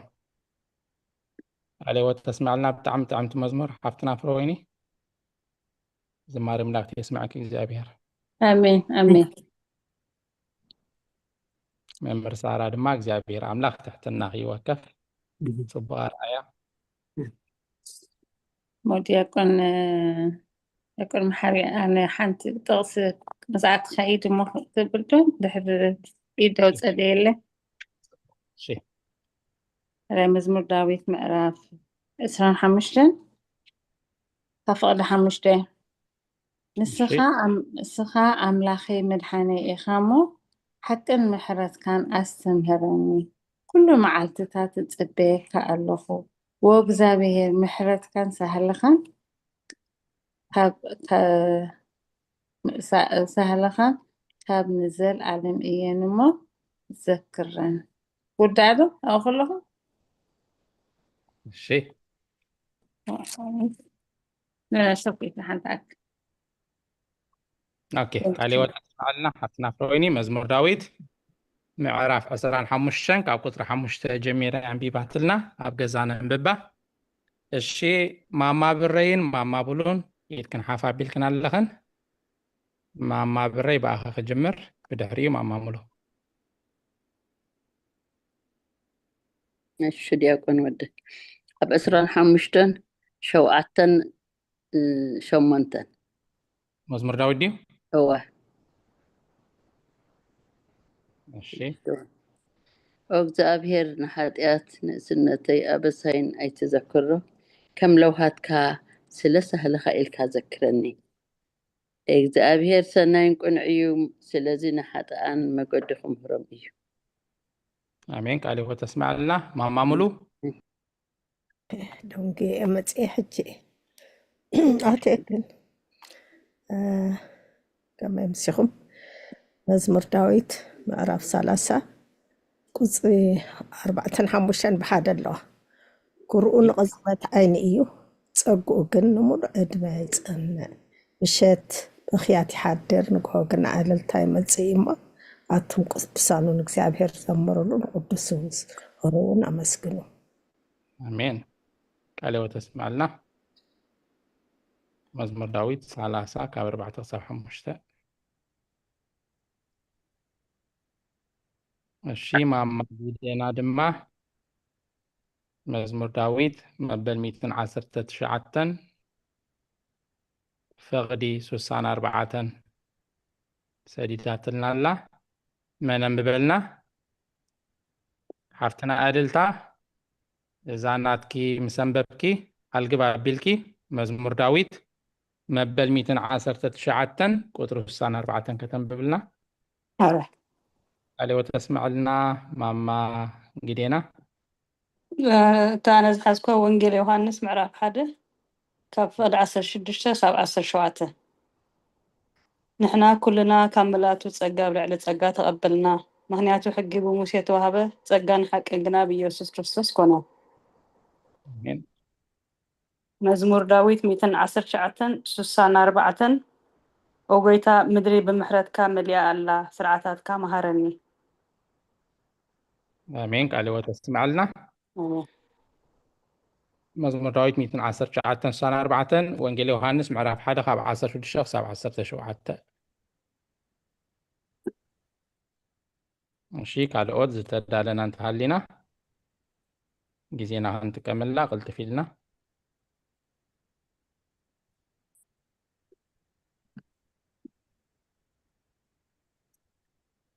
هراي እግዚአብሔር ፀጉ የብዛሓልኩም ኣብዚ ብምቕፃል ነዚ ሎሚ ክንመሃሮ ደምሰና መልእክት ጳውሎስ ናብ ሰብ ዕብራውያን ምዕራፍ 9 ካብ 1 ክሳብ መወዳእታ እንታይ ተማሂርና ሎሚ እንታይ ኣስተንቲና እንታይ ተረዲእና ብፍሉይ ደስ ተውዓልናሉ ተማሃርናዮ ምስ ጉባኤ ከነካፍሎ እንደሊ ክንገልጾ ከነስተንትኖ ከነብርሆ እዚኣ ደስ ኢላትን እዚኣ ኣስተንቲነ እዚኣ ተማሂረ ሎሚ ቅድሚ ሕጂ ኣሰውዒሎ ዶ ይፈልጥ ከምዝን ሓድሽ ነገር ተማሂረሎም ከምዚ ኣስተውዒለ ከምዚ ኣስተንቲነ ኢልና ናይ ጉባኤ ግዜ ሕጂ ምስ ጉባኤ ሼር ንግበር ሓሳባትና መድረክ ናባኹም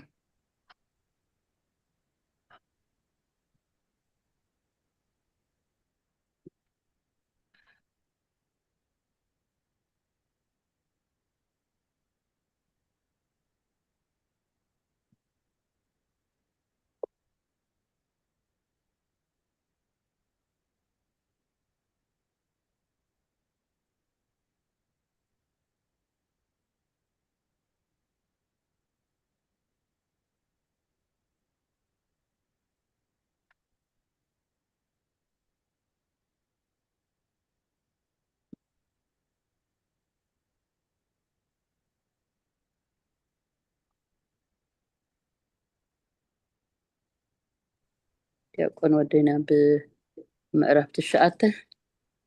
እሺ ኣብ ዘለዓለማዊ መስዋዕቲ ክርስቶስ ምስ በለ ክንደያ 9 ኣብ ቁጥሪ 9 او أدنى مبتع معرفة الشعات دلة بنا يجزأ رؤوس الدم دلة ቁጥሪ ብላ እንዳደና الشعات معرفة الشعات حجة الشعات 11 እሺ أوه بنا يجزأ رؤوس الدم أتوتبل حجة مسواتي نزل على مسواتي كريستوس يلو سرعة لواوي النسقا ينتهو سرعة كريستوس كنا نحلنا أنا ينتهو حجتي آت تأصيخ خلا رقم بابا 11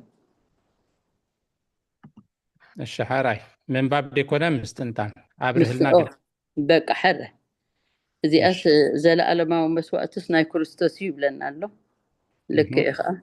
سرعة لواوين كأ ناي سجا ينتهو مسوات كريستوس جنانا أنا إذا زنت نحلنا أنا إذا نتهو يبيك تحت حق لواوين كأمس ومركوسن 14 كم أتبل الله نو أيام ببقى نسا لتقصرنا عخانا محباري ماشي زل على مسوات كريستوس يعتبل እሺ تاخذ رداك إلى سرعة لواوين كأ نسجانا ينتهو مسوات كريستوس كأ نحلنا نينتهو እሺ ቃል ወተስማዕ ለና ማማ ብረ አሜን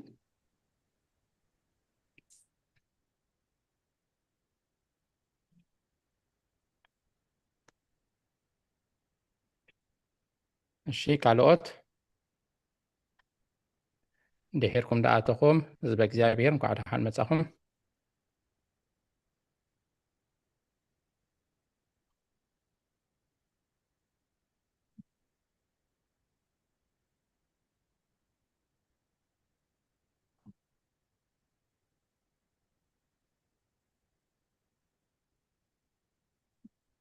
ولا حنت ديناري تمهرنا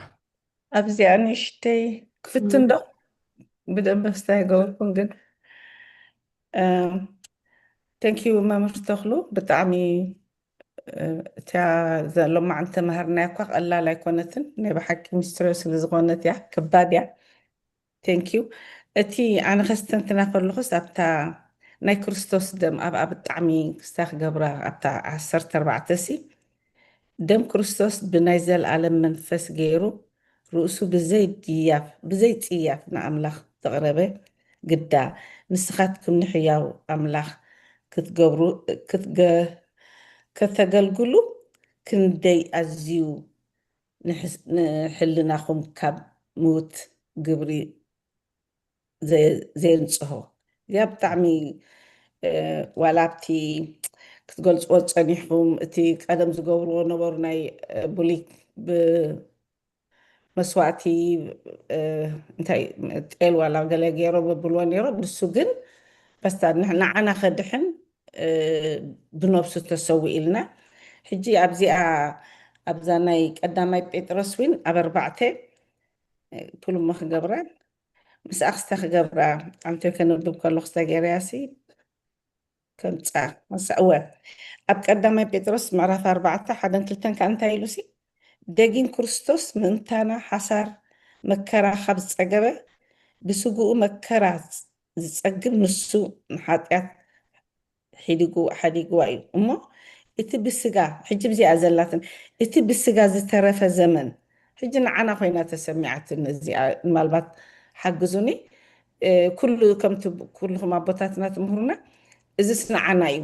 እቲ ብስጋ ዝተረፈ ዘመን ንፍቃድ ኣምላኽ እምበር ንፍትወት ሰብ ምእንቲ ከይትነብሩ ንስኻትኩም ነዚ ሓሳብ እዚ ከም ኣፅዋር ጌርኩም ሓዝዎ እዚ ናይ ጎይታና ኢየሱስ ክርስቶስ ብቀሊል ጌርና እቲ ንዓና ኢሉ ነፍሱ ሰዊኡ ንሕና ከዓኒ ብደንቢ ጌርና እቲ ከምዚ ሕጂ ሃዋርያ ጴጥሮስ ዝብሎ ዘሎ ንሰብ ኢልና ክስታ ክንገብር የብልናን በቲ ናቱ መንገዲ ክንከይድ ከም ዘለና ኮይና ተረዲኣትኒ ቀሊል ኣይኮነን ካብ ሓጢኣት ኣድሒኑና ብጥምቀት ከዓ ምስኡ ክንነብር ኢና እዚ ሲ ተዓቢ በስታ ናይ ብሓቂ ደስ ዝብል እዩ ንሕና ግን ኣምላኽ ይሓግዘና ነዚ ኣብ ግብሪ ከነውዕሎ ቴንክ ዩ ቃልዮት ተስማዕልና ማማ ህይወት ዕብራውያን 9:14 ቀዳማይ ጴጥሮስ 4 ካብ 1 ክሳብ 2 እሺ ካልኦት እኩል ግዜ ይደለና ዲያቆን ንሽተ መክፍትን ሽማ ማፍሮይን ኣነ ዝተረዳእንሲ ኣብ ቅድምሲ ሰብ ካብ ሓጢኣት ንክነፅህ ኣብ ብሉይ ኪዳንሲ ዲበላታት ወይ ጤል ገለ ሓሪዱ እቲ ዘይብሉ ከማ እንዳደለየስ ንድሕር ዘይብሉስ ክነፅህ ኣይክእልኒ ነይሩ ኣብዚ ሕጂ ግን ጎይታና ኢየሱስ ክርስቶስ ብነፃ ብትኽብር ዶሞ ዓዲግና ማለት እዩ ኣሜን ሕጂ እዚ ሲ ክንደይ ምሕረት እዩ ገይሩልና ግን ብዙሕ ትስፋ ዝገበረልና ሕጂ ብነፃ ስለንረኽቦ ኢና እስካዕ ክንዚ እቲ ክብሩ ናቱ ኣዝዩ ዘይርዳእና ዘሎ ብነፃ ስለዝረኸብና እዩ እምበር ዝዕደግ ነይሩ ተዝኸውን ኣይ ቲንክ ተሰሪዕና መሓደርና ነርና መስለኒ ስለዚ እግዚአብሔር ኣምላኽ ተመስገን ይኹን ነዚ ዕድል ዝሃበና እሞ ክንጥቀመሉ ግን ንሱ ይወዳእና ኣሜን ኣሜን ቃልዮት ተስማዕልና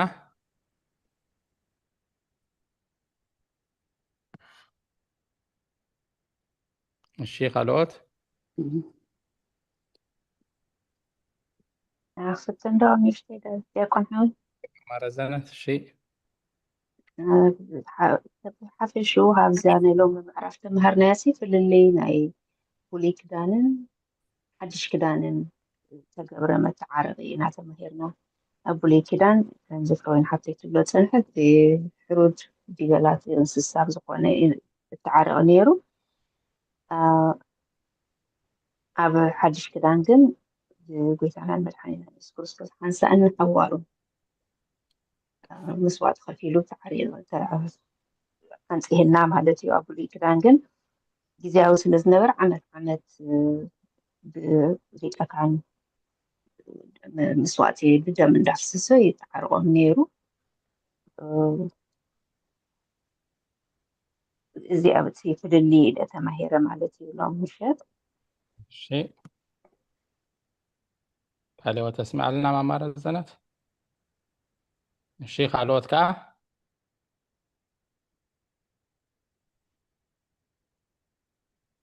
ሰብ ብቴሌፎን ድውል ኣቢሉ ወይ ጋሻ ገዛና መፂሲ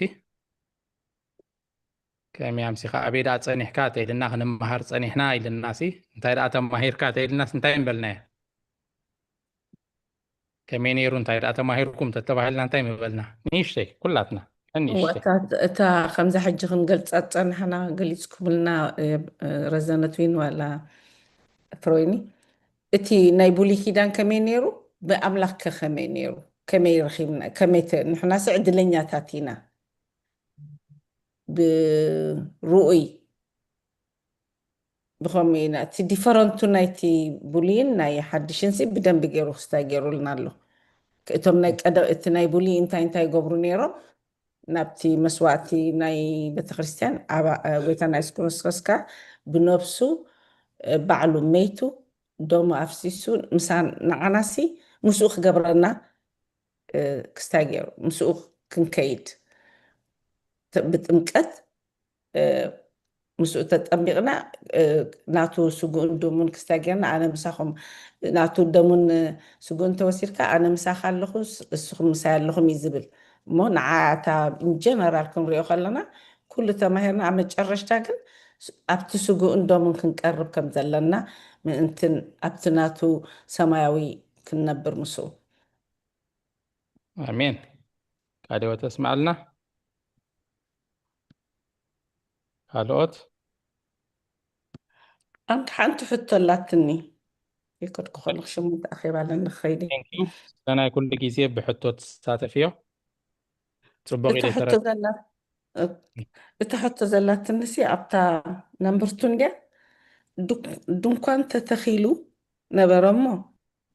ኣብታ ቅድም እትርከብ ቅድስቲ እትበሃል ክፍሊ ቀንዴል ፅድቃ እንጌራታት ምርኣይን ነበረ ቁርብተይ እታ ቅድም ስንታይ እያ ነራታ እታ ክስታይ ክብል ከሎሲ ኣብታ ቅድም እትርከብ ቅድስቲ ቤተክርስትያን ድያ ወት እስታት እሺ ኣቦታት ክምልሱልና እዮም ግዜ ምስ ረኽብኪ ግን ፅቡቅ ጌር ክንብብያ እሞ ኣብኡ የብርሆ እዩ እቲ ቀዳማይ እቲ ካልኣይ ክፋል ዳበለ መምህር ተኽሉ እውን ገሊፅዎ ነይሩ ቅድስተ ቅዱሳን ኢሉ ነታ ውሽጢ ኣቦታት ካህናት መስዋዕቲ ደቕርቡላ እቲ ክፍሊ ነይሩ እንዲ ደጊም ክንብብያ ድሓን ክምልስዋ እዮም ድሓንታ ናይ እንደገና ከይድም ናይ መምህር ተኽሉ ሓቅኻ ሕጂ ክስታይ ጌርካለይ እሺ ቴንኪዩ ሓፍትና ኣልልታ ሕቶ ላትኒ ደጎን እሺ ኣብ ናይ ኦሪትሲ ካህናት ዘቕርብዎ ዝነበሩ መስዋዕትስ ንሕድገት ሓጢኣት ኢልና ምሽ ነገዛ ርእሶምን ናይ ህዝብን መስዋዕት የቕርቡ እሞ ደም ዲበላታት ይሕረድ ነይሩ ኢልና ምሽ ሎሚ ንገብሮ ንስሓ ኣብ ቅድሚ ኣበ ነፍስና ቀሪብና ከስ ስለ ሕድገት ሓጢኣት ንገብሮ ይምሽ ስለ ሓጢኣትና ንናሳሕ እሞኒ ካብ እግዚኣብሔር ከም መሰጋገሪ ከዓኒ መሰጋገሪ ድንድል ዋላ ንብሎ ንምሕረትን ፀጋን ክንረክብ እዩ እሞስ ብናይ ሎሚ ዘሎ ዋላ ሳክሪፋይስ ኣይንግበር ደም ዲበላታት ወይም ክስታይ ነፍስስ ዳ እምበርስ ተመሳሳልነት ዶ ኣለዎ ክንስሓ ንገብሮ ኣብ ቅድሚ ካህናትስን ሓንቲ እዚኣ ሕቶይ ካልአይተን ሕቶይ ከዓኒ ኣብ ዘህሉቅ ዘላ ኣብታ ናይ ዓንተወይ መምህር ተኽሉ ክምህር ከሎስ ታቦስ ንክርስቶስ ተምሳል ክርስቶስ ኢሉ እሞኒ ምስቲ ኣብ ዘህሉቅ ዘላ ምዕራፍ 7 ፍቕዲ 89 እንታይ ትብልስ ካብቲ ኣብ ልዕሊ ታቦት ኪዳን ዘሎ ሕድገት ሓጢኣት ዝርከበሉ መኽደን ካብ መንጎቶም ክልተ ኪሩቤል እቲ ድምፂ ክዛረቦ ይሰምዕ ነበረ ንሱ ድማ ይዛረቦ ነበረ ይብል ሞስ ተምሳል ጥራሕ ዘይኮነሲ ክርስቶስ ድዩ ንዚያ ቨርስ እዚኣ ረኣይካ እሺ ካልአይቲ ሕቶ ዘው 89 789 እሺ ሓን ሰሚዖም ኣለዉ ቦታታት ክምልስልና እዮም ቃልዮ ተስማዕልና ቃልዮ ተስማዕልና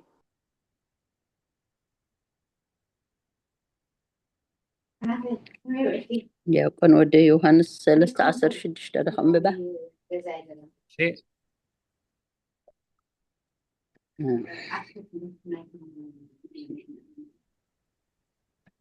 ሽማ ማብሬ እሺ ኣምላኽ በቲ ሓደ ወዱ ዝኣመነ ኩሉ ናይ ዘለኣለም ሂወት ምእንቲ ክረክብ እምበር ከይጠፍእ ስንወዱ በጃ ክሳብ ዝህብ ክሳብ ክንዲ ዝነኣለም ኣፍቀራ ኣምላኽ ንወዱ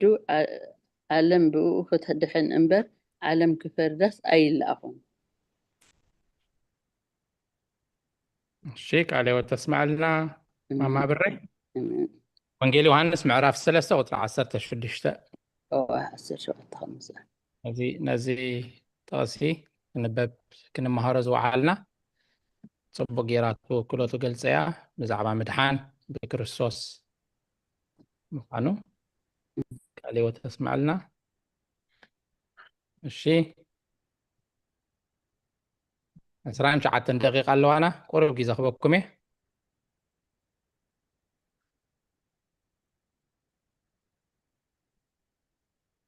ቤተሰብ حتى تفكر الفيديو دياقون هو فكري اوكي نكهنات نتكهن وكانت ليك كهنات نتجي زرابعيو زحرد نتم حزب خا دبيلا يدحر دمو زي انس ترجم علون مش انتاي مالتي نمنتاي خم خوينو قلتي قليصنا يانيرنا جن زياده حبريتا متنا بوتاتنا هو بايلمي اسكت كمان خهنات نتي ليك كهنات نحاده ليك كهنات زرابعي زقرب نحاتياتناتو مالتي نسريت حاتياتناتو نتم حزب خا دبيلا يزقرب جي نايت كاهن زعابي ايو نايتهم حزب خا دنا اسيو جسن منتاي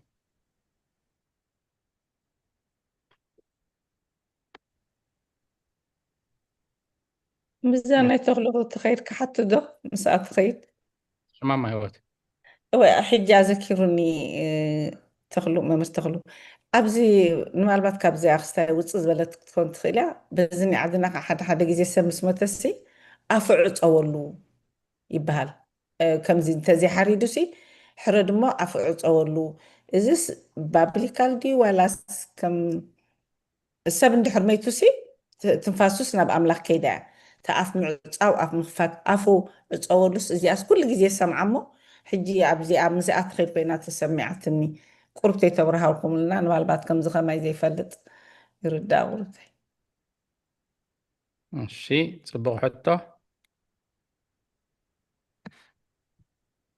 منشر نزارة يعطون حول إذا أنا እሺ ዲያቆን ግርማይ ሓውና እሺ እግዚአብሔር ይመስገን ተማርና ለብና هذا أبونا مسلم أقول بلا تبارك እንታይ ተማሂርኩም ዝብል ብልክዕ ዋላ እውን ኣብቲ ናይ ኦሪትን ሓድሽ ኪዳንን ደምና ኢየሱስ ክርስቶስን ደምና ናይቲ እንስሳን እንዳተወዳደረ ዳርጋ ከይፀንሕ እዚ ናይ ምዕራፍ 9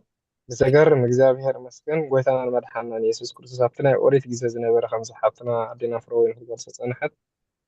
ብደም እንስሳ ኸ ዘለካ የብልካ እንዲ ከመይ ጌርካ ክትገብሮ ክንደይ እንስሳታት እውን ከምዚ ስዋ ዝነበራ ንኩልና ኣይ ግዛዊ ኢኻ ብኡ ሓንቲ ግዜ ምስ ገንሸል ናይ ተበጊዕ ምስ ተሓሰቡ ኣልካ ቀፃል ትነፅህ እውን ኣይኮነን ግን ኣብቲ ዘዝወደካ ኣሎ ወይ እውን ኣብቲ ርክሰ ዘለካ በጊዕ ገንሸል ዝስዋኣልካ ዝነበረ ንሕና ከዓ ጎይታናን መድሓናን ኢየሱስ ክርስቶስ በጃ ኩልና ከምቲ ዝብሉና ወይ ኣቦታትና ዝምክርዋ ወይ ከምቲ ቃል እግዚኣብሔር ዝብለና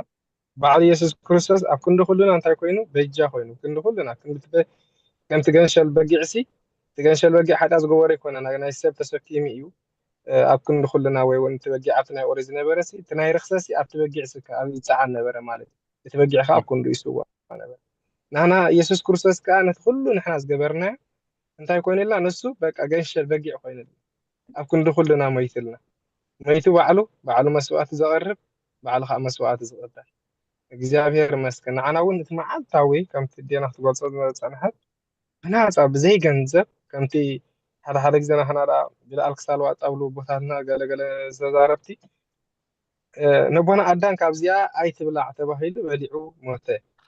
لو مزلناها بلعو هو كثر خبيئهم لا تبهلنا أن نتابع العقدينا رجستنا خيرها لنا بنا صح بجنزب تزهون نيرو ندعي نتاعي مخوانا كتب الخليخة جن نايب حق تجنشل زخوانا الأملاخنا كان بقي خوينو سي ناي كل الناس تسكمي هو تزحلف أملاخ إنكم بالعوز السجاي زدمي ناي كلكم حتى أنا تسكيمكم السجاي دمي مسؤولها كل حتى فيكم كأخن صاحكم حتى نزل على ميوت أخورسكم أنا مسخم السخم مساي زبلنا نزيك استنتنس أنا حمو زي راملا في فور مسجد بغزينا تحطين تايك حتى تليون أنت فقار كوينو صحبة وانت سددنا نيرو ويقرسي أزيو زبالته مخنا خويني تسمعنا مخنياتو نعنا تقام خويني تسمعني بستفعل علينا غلط على ممكن مهار له مخال سوات ممكن نرد على سلنا خير حتى خويني تسمعني أم كمان سمع الله خدي يا كان حاول هو تبع الله أمانكوس أيوة أنا مثلا مسجد كسيت السددنا نيرسي ما عرف إنه يسبق نيرو سكوزي حنت أنا بنايز ذا تلفوني حجاز زلوا خدي على جرسي أنت حسن تخلط تعذر بدي ولا هاتم براحات يكونس بدم رؤسه he what you need to meet yourself Sorry, Diakon Hawai. Okay, it's all please. Okay. أي سمعك خان ديكون حاوي دقم اللي مونتا خيل كان أبتعس أوتن ما صحفتي أنت سدلنا صبوا نيرو أزي ما حجزنا أنا مردات إنه على هوتنا نهوت حواتنا نون مخوننا ويابنا يقولنا دي وقالت صحفة السدس ولا صفين سمعني أبتعسر تغلط زلها بدم دي بالها مراخات زي كونت بدم رؤتو نايزل على مدحان رخيبو يا أخي أي تردت الرخي تعرفيبو تمزلاسي نايزل على مدحان رخيبو زعلنا يسوع كريستوس يا مسلم تقال زلا زي تردات كتبون ديكون حوي وي ما تقولوا حوي أنا حتى حسبني رغدين كاني ماشي هيك ما شاء الله عليه وتسمع الله الصراحة أنا بدم رأسه مسبلت نايزل على مدحان رخيبو حدا جزء نابت المقدس آتوه حتى قاعد ترديها أنت تسمع دلا تفكر إنه بعلوس مدحان رخيبو تفكر يعتبر كما يتسمع مو الشعبوتاتنا له فقد خندي أمو ديقن قد عسر تغلته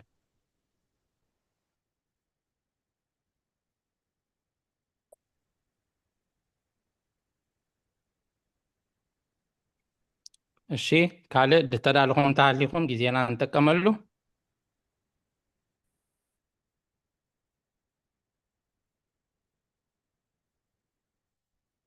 الشيء أنا أب قطر عسران 4 دستنتن كوالا أزيد فتخوا برهت سلازغونة تعقل ثاني جاس نعا أبو فولي دس سلاز بلت فني كريستوس حجي أب كدما أملاك كرعايلنا نابو نابتا سماي آتوانبر أبت مثل حكي أبتا بيد التقبرت مقدسة يكونن زآتو أب كدما أملاك كرعايلنا ياتبل زي دسيلاتنا أستنتينا سلينا مالتي سلينا أب كدما أملاك كرعايلنا نابو آتيو يبل مو زي أستنتينا نخا جيزة خي وصري غريتا وزحنيرو الشيء تاجزيت خير الله ريدي تهاليهم كي كوالفاكم أنتي زي تدالكم تهاليهم عدلكم بكم الشيء يلا المالتي ناببوتات كحلفاكم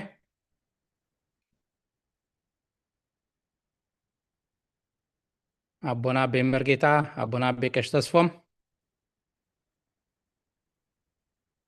الشيء ناباهم مبلغهم على أبي مرجيتا مو أبي كشتسفهم كجمرولنا بدحري بمرجيتا توساقي حساب ملسي دخونا نقر نتلوهم عموداتها بملأك سلام كم تلمود مستمخرين معدانا استنتنون غيرهم بتقولات من تقاعدولنا مدرقنا ببونا بكشتسفهم الرأي الشيء بحنا تنحطوتات قد يكون عند حنا اشتكى بستنتنا هو الصهمة تنحطوتاتنا بدي مرجتا دفاع قبراني كما يمسكهم كلهم سدرا بيت الزاوية ملاحظة مثلا يكون اللي هو يسمع لنا نشت اللي قبل زدني عتي مسواتي بولي كدانا مسوات حدش كدانا بإنسان بكريستوس جيرو غري أن نانكرلو مسواتي ناي حدش ناي بولي كدان بزياوي نيرو توم سوء نباري دحنات كهبو زي كألو ولا كمنك زي باللوم كوينهم رخبو كركبو انت حتى تتنبروا كم عام مسابيع قرب نيرو كاب عراي ساب تيل ساب باريتو جن ون زقربو نيرو يوم دحر زي باللوم مالتي جن جزياوي نيرو أتي تجبر الجواب أتي مسؤول زقرب دلسب أبرزت إنسان يدو ينبر موت ولا تجبر له مسحة مالتي حجي ولا تجبر تحكياتنا بإنسان نبتزمو زلوا يحلف مالتي حجي جزياوي زغن له مهنيات نبارك خون زخل بقعة يكونون كسب كل واجا زلوا ما يكونون تم سوء زلوا مسواتي نسب كتكو زخلوا واجا أي نبرمن أتي ناب كريستوس مسمت أنا جن السوء ذل عالماوي مجمع مودة ثانية يقولون فصم أملاح فصم سبي دي كم سب ناب كدانا مسوات خون بقي خون كم أملاح دم أتزل عالماوي بهري دم ناتي زقبرو سرح حساب فصم النحوار مدقام زيد اليوم يخون على اللوم على ሕጂ እቲ ዋጋ ናይ ክርስቶስ ብኸንዲ እዚ ክትመን ዘይከኣል ስለ ዝኾነ ነቲ ኩሉ ቅድምን ድሕርን ዝነበረ ዘሎ ሂወት ናይ ደቂ ሰባት ንኩሉ ዝሽፍን ኮይኑ ማለት እዩ እቲ ዘለዓለማዊ ባህሪኡ ምንም ሓጢኣት ዘይተረኽቦ ፍጹም ሰብ ፍጹም ኣምላኽ ከዓ ዝኾነ በቲ ኣምላኻዊ ባህሪኡ ነዚ ሕድገት ሓጢኣት ወይ ሂወት ዘለዓለም ከውህብ ዝኽእል ዓቕሚ ስለ ዘለዎ እዩ እቲ ፍልልዩ ክንርድኦም እንትደልያ ሕጂ ናብ ክርስቶስ ደሙ ስለ ዘፍሰሰልና ንስሓ ክንገብር ከለና መስዋእቲ ኣይንደግምን ኢና እታ መስዋእቲ ዝተሰወት ሓንሳብና ሓዋሉ ስለ ዝኾነት ናብታ መስዋእቲ እቲኣ ክንኣቱ ግን ንስሓ ድማ ተድልየና ኣላ ማለት እዩ ሕጂ እቲ ናይ ብሉይ ኪዳን ተግባር መስዋእቲ ተቐይሩ ኣሎ ናይ ሓድሽ ኪዳን መስዋእቲ ኮይኑ እቲ ንስሓ ናብ ኣምላኽ ምቕራብን ግን ይቕፅል ኣሎ ማለት እዩ በታ ናይ እልልታውን ጥቕስ ኣቢላታ ስለ ዝነበረት ስለዚ እቲ ፍልልዩ እንተፈሊጥናዮ ሎሚ እንታይ ክንገብር እዩ ዝግባአና እንስሳ መስዋእቲ ገለ ከነቕርብ የብልናን ብነፃ ተዋሂብና ኣሎ ማሓንሳብን ሓዋሩን ዝቐረበ መስዋእቲ ኣለና ንዓና እንታይ ተድልየና ሕጂ እቲ ንዓይ ዝተሰውአ መን እዩ እንታይ እዩ ከመይ ገለ ክረብሓሉ ይኽእል ነዚአን ፈሊጥና ጥራይና ክንቀርብ ዘድልየና ማለት እዩ ነዚኣ ከዓ ሰብነትኩም መርሚርኩም እቲ ትበልዕዎ ስጋ ትሰትይዎ ደምን ናይ ክርስቶስ ምዃኑ ሓንሳብ ምስ ተሰውአ ዘይትድገም ኩሉ ግዜ ናብኣ እናለወጥና ኢና ለውጦ እናበልና ኢና ጸሎት ጌርና ኣብ ግዜ ቅዳሴና ነቲ መስዋእቲ ንቕበሎ ማለት እዩ ስለዚ እቲ ዝተዋዳደረሉ ኣዝዩ ኣገዳሲ እዩ ካልአይቲ እንታይ ነይራ ሰለስተ ዓይነት እንስሳ መምህር ተኽሉ ነንቲዋ ሰለስተ ዓይነት እንስሳ ይቐርቡ ሓደ ነቲ ሊቀ ካህናት ንዕኡን ንስድራ ቤቱን ዝኸውን ስለ ርእሱ ናብ ሓደ ብዕራይ ወይ ዝራብዕ መስዋእቲ የቕርብ ዋጋ ናይ ብዕራይ ካብ ናይ በጊዕ ክብል ዝበለ ስለ ዝኾነ እቲ ቫልዩ ናይቱ ወይ ዋግኡ ብዛዕባ ነብሱ ዕብይ ዝበለ መስዋእቲ ከቕርብ ይግደድ ነይሩ ማለት እቲ ካህን ሊቀ ካህናት ድሕሪኡ ነብሱ ምስ ኣንፅሐ ነብሱ ብጃ ነብሱ ሓጢኣት መስዋእቲ ምስ ኣቕረበ ድማ ነቶም ህዝቢ ዝኸውን ሓደ መስዋእቲ ከዓ የዳሉ ነይሩ ነዚ መስዋእቲ እዚ ድማ ንህዝቢ በጊዕ ወይ ጤል ክኸውን ከም ዘለዎ ከዓ ይነገረና ሳልሳይ ዝነበረ ድማ ምናልባት ጠቂስዋ ነይሩ ነፃ ዝኸይድ ናብ በረኻ ዝፍኖ ጤል ወይ ዲበላ ከም ዝነበረ ድማ የርእየና እዚ ድማ ንክርስቶስ ይምስል ምክንያቱ ብሉይ ኪዳን ናይ ሓድሽ ኪዳን ኣብነት ምሳሌ ሓድሽ ኪዳን ኣብ ውሽጢ ብሉይ ኪዳን ተሰዊራ ከም ዝነበረት ሓድሽ ኪዳን ሕጂ ክትግበር ከላ መልኣት ዘመን ምስ ኣኸለ ይብለና ሕጂ እቲ ብሉይ ኪዳን ንግዚኡ ዝኾነሉ ነበረ ምክንያት ንሕና ኣብ ድሕነት ናይ ክርስቶስ ክሳብ ንበፅሕ ክዕቅበና ኣብ ሓጢኣት እናተሓለና ንኣምላኽ እናዘከርናዮ ተስፋ እናተፀበና ተስፋ ድሕነት እናተፀበና ምንቲ ክንፀንሕ ብሕግን ብመስዋዕትን ብንስሓን ክንፀንሕ ንክርስቶስ ክንፅበዮ ዝግበር ዝነበረ መስርሕ እዩ መልኣት ዘመን ምስ መፀ ክርስቶስ ድማ ስጋ ለቢሱ በጃና ናይ ሓንሳብን ሓዋርን መስዋዕቲ ምስ ኮነ ከዓ እቲ ድሕነት ኮይኑልና እሞ እዚ ኣብ ብሉይ ኪዳን ዝነበረ ምስ ሓድሽ ኪዳን እቲ ኣገባብ ዝነበረ እቲ ቅድስተ ቅዱሳንን ቅድስትን ዝብሎ እታ ሂወት ዝሓትት እያ ተቀዳመይቲ ትበሃል ዘላ እዛ ሕጂ ኩልና ምእመናንን ካህናትን ጸሎት እንገብረላ ቀዳመይቲ ክፋል ዝብላ ንዓ ቅድስቲ ይብላ እታ ውሽጢ ቤተ መቅደስ ኣቲና መስዋዕትን ነቕርበላ ድማ ቅድስተ ቅዱሳን ወይ ቤተ መቅደስ ንብላ ዘለና ሕጂ ከምኡ እያ ትምሰል ዘላ ማለት እዩ ሕጂ ኣብታ ቅድስቲ መጀመርያ ዘላ ሕጂ ካህናት ጥራይ ማእውን ዝኣትው ነይሮም ቀደም ናብታ ቀዳመይቲ ቅድስተ ቅዱሳን ድማ ሊቀ ካህናት ኣብ ዓመት ሓንቲ ግዜ ጥራይ ዝኣቱ ነይሮም ሎሚ ግን ኩሉ ተኸፊትና ኣብታ ቅድስቲ ኩልና ንኣቱ ኣለና ኣብታ ቅድስተ ቅዱሳን ድማ ብዙሓት ካህናት ኣብ ዓመት ዘይኮነስ ነናሳዕ መስዋዕቲ ዕጣንን መስዋዕቲ ቁርባንን ሒዝና ንቐርበሉ ግዜ ክንኣቱ ተኸፊትልና እቲ መጋረጃ ማለት እዩ እሞ እዚኣ ክብርን ኣምላኽ ይኹን ዛለሰንተን ጉባኤ ነተን ሕቶታት ግን ናብ መርጌታ ኢልየና ኣሎ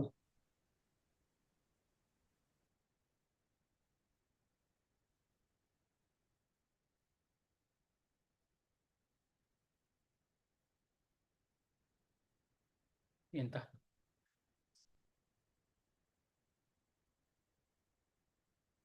عبد قصة مقاومة أبغى أستفهم أبي مرجيتا نابهم يقولكم الله لو مين رخيمناكم لو متبقيركم كنت كمالكم لو مختمرنا يقولكم الله أنا ما أنا أعمل لي شيء اللي حاسكون تنتري فنزل أنا بمرجع أنا بخون الله خلنا أنا أخلو بزي ماشي.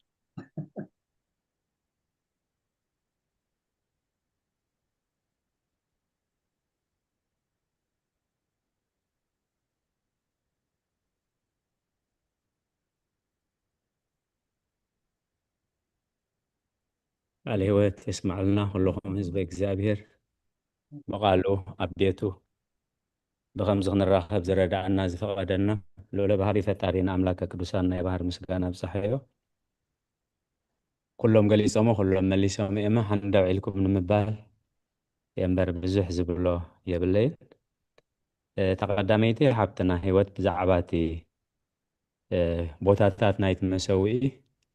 حتيتا نرا أب قدم تركب قدست قدوسان قدستي انتايات بل حاونا ممرتخ مريم زابير زمان أقلقلوت يبارخ تا سئلي أقريبا وازلو بالنسور قريبا سلازلا نعا أخن رئة صبغت غيني مسلني مخنياتو موسى هايد لياني مخنياتو أبي تايقبر أبينا انت تقميت له أتي 4 عامات زورت نبرا مانا سلام انتهى بيت مقدس يقمت نير تازدتعت بيت رأرون من تاي أنا وتقميت النيرن أبا بالنسور غيرو تا قريب وازلو أبتقدميت كلايت بيج تخون أبا بدحري حبتنا علل تازا حتى تتوتي نسحاناي بولي كيدانن نسحاناي حدث كيدانن مسواتنا حدث كيدانن انتاي متححزو انتاي تفل اللي لحديثا نيرا بنا مليسوم ين بنزور اتي عينت كهنت وساني تناي بولي كيدان ناي برختن مرقان منبر ناي مأسارن ناي مفتاحن سلطان ناي نورون مالتي سلازي تعينت كهنت فللي سلازي اللوت زوها بنسحها لك عكومي مالتي أبولي كيدان ناي زت زربة وي ناي زت جبرة أبسات رأيو نام نسحاز قرب نيرو أب حديث كيدان قلنا حلنا ونكي ترفه نسبي تريو زت أمتها زموه ناي نسبي رئاز زموه بحسب كي ترفه سلازي بلا نتنسحها أبو أمتن ركعته اللي هو مالتي سلازي أتي كهنت في اللي علوه أتي عينت نسحها أنا يقولي كيدانن نهي حديث كيدانن في اللي علوه أتي مودة أتخا أتي أبولي كيدان زوهاب قدوس زوهاب زنبر مسواتي نسقا خمق زفتي زدحن نمبر كاب فرد نفسه ويكاب سقاي نفسه زدحن أي نبرني سلازي تدرجاتات تخن فليو أتبولي كيدان زنسح أبكن مخاهن باريته ويبقى عمسيو كاب مغزفت السقا يخدحن زخيل مبر كاب مرقم نفسي كاب تزل على ما وموت كاب تخنانيه كادحنو زخيل أتي ناي فلسامي كوينو زمتسا دم غنشل دم كريستوس يمالتي أبزهلكم عراف شوعته 8 كاب تدمسي كروبيل سئلم السألة أملاخ يرقم سلز نبرة مثلا سئلن نعخا أي تكبر إلو زعزز እግዚአብሔር سئلي شروبيل أبت بيت مقدس قبر إلو موسيه كابت سئلي شروبيل دمسي يسمعني ريل سلازي إذا دمس إزي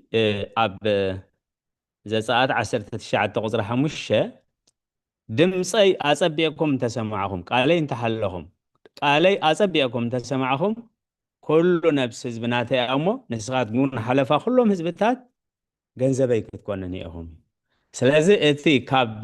ስእሊ ኪሩቤል ዝወፅእ ዝነበረ ድምፂ ነቲ ኣብ ሓድሽ ኪዳን ካብ ክርስቶስ መፅእ ዝነበረ ድምፂ ብስራት ወንጌል ንዕኡ እዮም ኣነፃፂሮም ኣቐሚጦሞ ማለት እዩ ሙሴ ክገልፅ ከሎ ስቅልተ ትርእያ እስራኤል ህይወትከ ወኢትተኣመና ኢሉ ነታ ኣብ መስቀል ናይ መወዳእታ أب كدميهم نالا قاسلو خلو زقابرو أي فلتن يمومو وأملاخ يقرب لهم زبل نازل دمس زون كقبلو أي كالون مالتي حاونا مرتخلو بزعبا نخهن سواء زرابع نهزبز السواء دبيلات بل تا تغصيب بغت تاسل زي رخبكوا أي كجلسة أي كالكون حاونا مرتخل مريم ብዛዕባ እውን መጽናዕቲ ስለ ዝገበርካ ክትገልጸልና ዓድል ክህበካ እየ ኣነ ንግዚኡ ምስቲ ዘለኒ ግዜ ተን ምንጪ ኣይረኸብክዎንን ከይረኸብክዎን ከዓ ብናተይ ግምት ዝኾነ ሓሳብ ክህብ ኣይደለኹን ሃብትና ህይወት ምናልባት ሰዓት ከመይ ኣለኹ ይረአየንን ኣሎ ሃብትና ህይወት ብዛዕባ ንዝሞተ ሰብ ኣፉ ዕፀወሉ ትብል ብዛዕባ ምንታይ ምዃና ኣይተረዳእትንን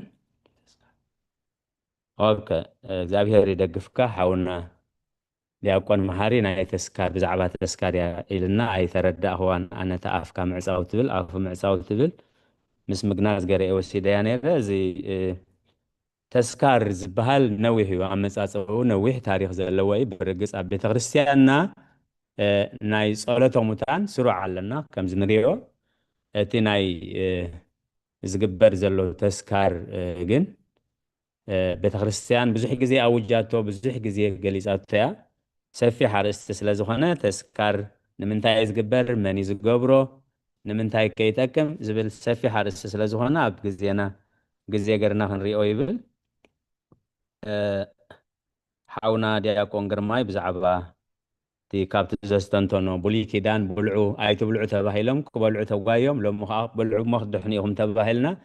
ንሕና ከዓ ሎሚ ምንፃር እንድሕሪት ንኸይዳ ኣለና ምስቲ ብልዑና ኣይትብልዑን ዝብል ዘስተንተኖ ካልእ እታ ብፅሑፍ እንደዝስደደልና ትብል ምናልባት ነዚ ንገብሮ ዘለና ኣገልግሎት እንተዳኣ ኮይኑ ከምቲ ዘለዎ ኣብቲ ኩሉ ናይ ቤተ ክርስቲያናት ሰነድ ኣብ ዩቱብ ይኹን ኣብቲ ዌብሳይት ይኹን ናይ ቤተ ክርስቲያን ብምሉእ ተዘርጊሑ ስለ ዘሎ ሰብ ኣበናይ ዕለት እንታይ ምዕራፍ ተማሂርና ብዝደለናዮ ክንረኽቦ ስለ ንኽእል እቲ ሰነድ ይስደድ ኣሎ ኢልና ኢና ንኣምን እሞ ከመይ ዓይነት ምዃና ካብ ዲያቆን ግርማይ መግለፂ ክፅበአ ባቃ እዚአን እየን ነይረን ሓውና ዲያቆን ግርማይ ናይ ዘለኣለም መድሓን ረኺቡ ዝብል እንታይ ማለት እዩ ንክርስቶስ ምድሓን የድልዮ ድዩ ዝብል ፍጹም ንክርስቶስ ምድሓን ኣየድልዮን እዩ እቲ ምድሓን ረኺቡ ነቲ ክድሕን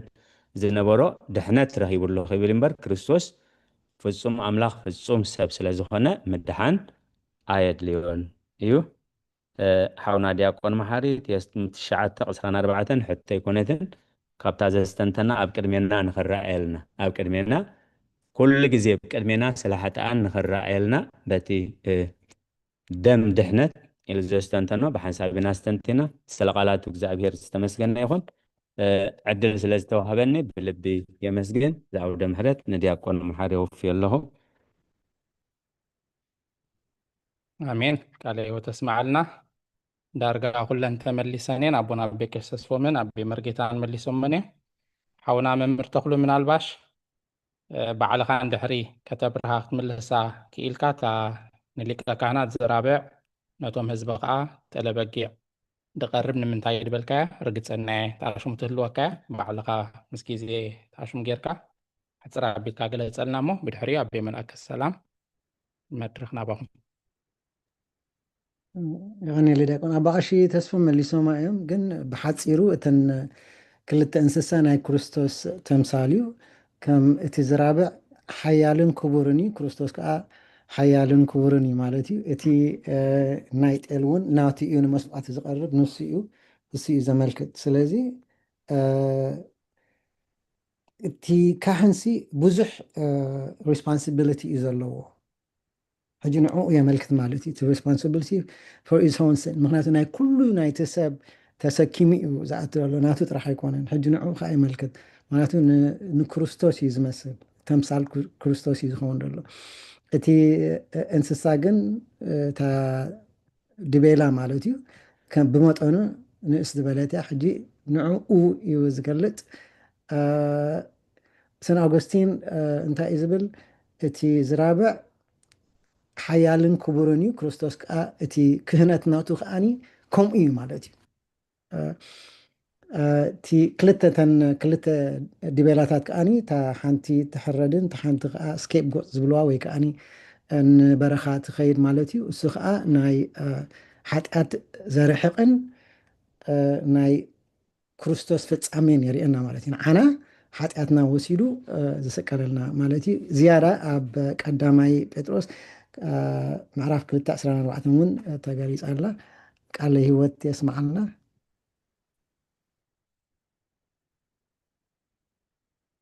ቴንኪዩ መምህር ቃል ህይወት ተስማዓልና ኣቦና ብመልአከ ሰላም ናባኹም ኣራይ ክብርና ምስጋና ንእግዚኣብሔር ኣምላኽና ይኹን ሓውና መምህር ተኽሉ መሊስ እግዚአብሔር አገልግሎትካ ይባርክ በመጽናዕት ስለዘቀረብካልና ከምውን አባና አባሽ ተስፋም አባና በመርጌታ ቃለ ህይወት ስማዓልና አውና ዲያቆን ቃለ ህይወት ስማዓልና መዝሙር ዘመርክ ሓፍትና ፍሮይኒ ዝማሬ መላእክት ይስማዓልና ተም ኩልኩም ኣብዚ ጉባኤ ተሳተፍቲ ዘለኹም ድማ ካብ ዝኾነ መሃሮ ዘምሰና ተረዳእኩም استنتمكمو كمون زي تردعكم بحطو نخلنا زخون تحتو ختسنتو نتصنعهم نخلهم زماننا قلقلتكم اي بارخ دارقا زبلو يبلين بزوح تماهير مالتيو ابتي ابليكيدان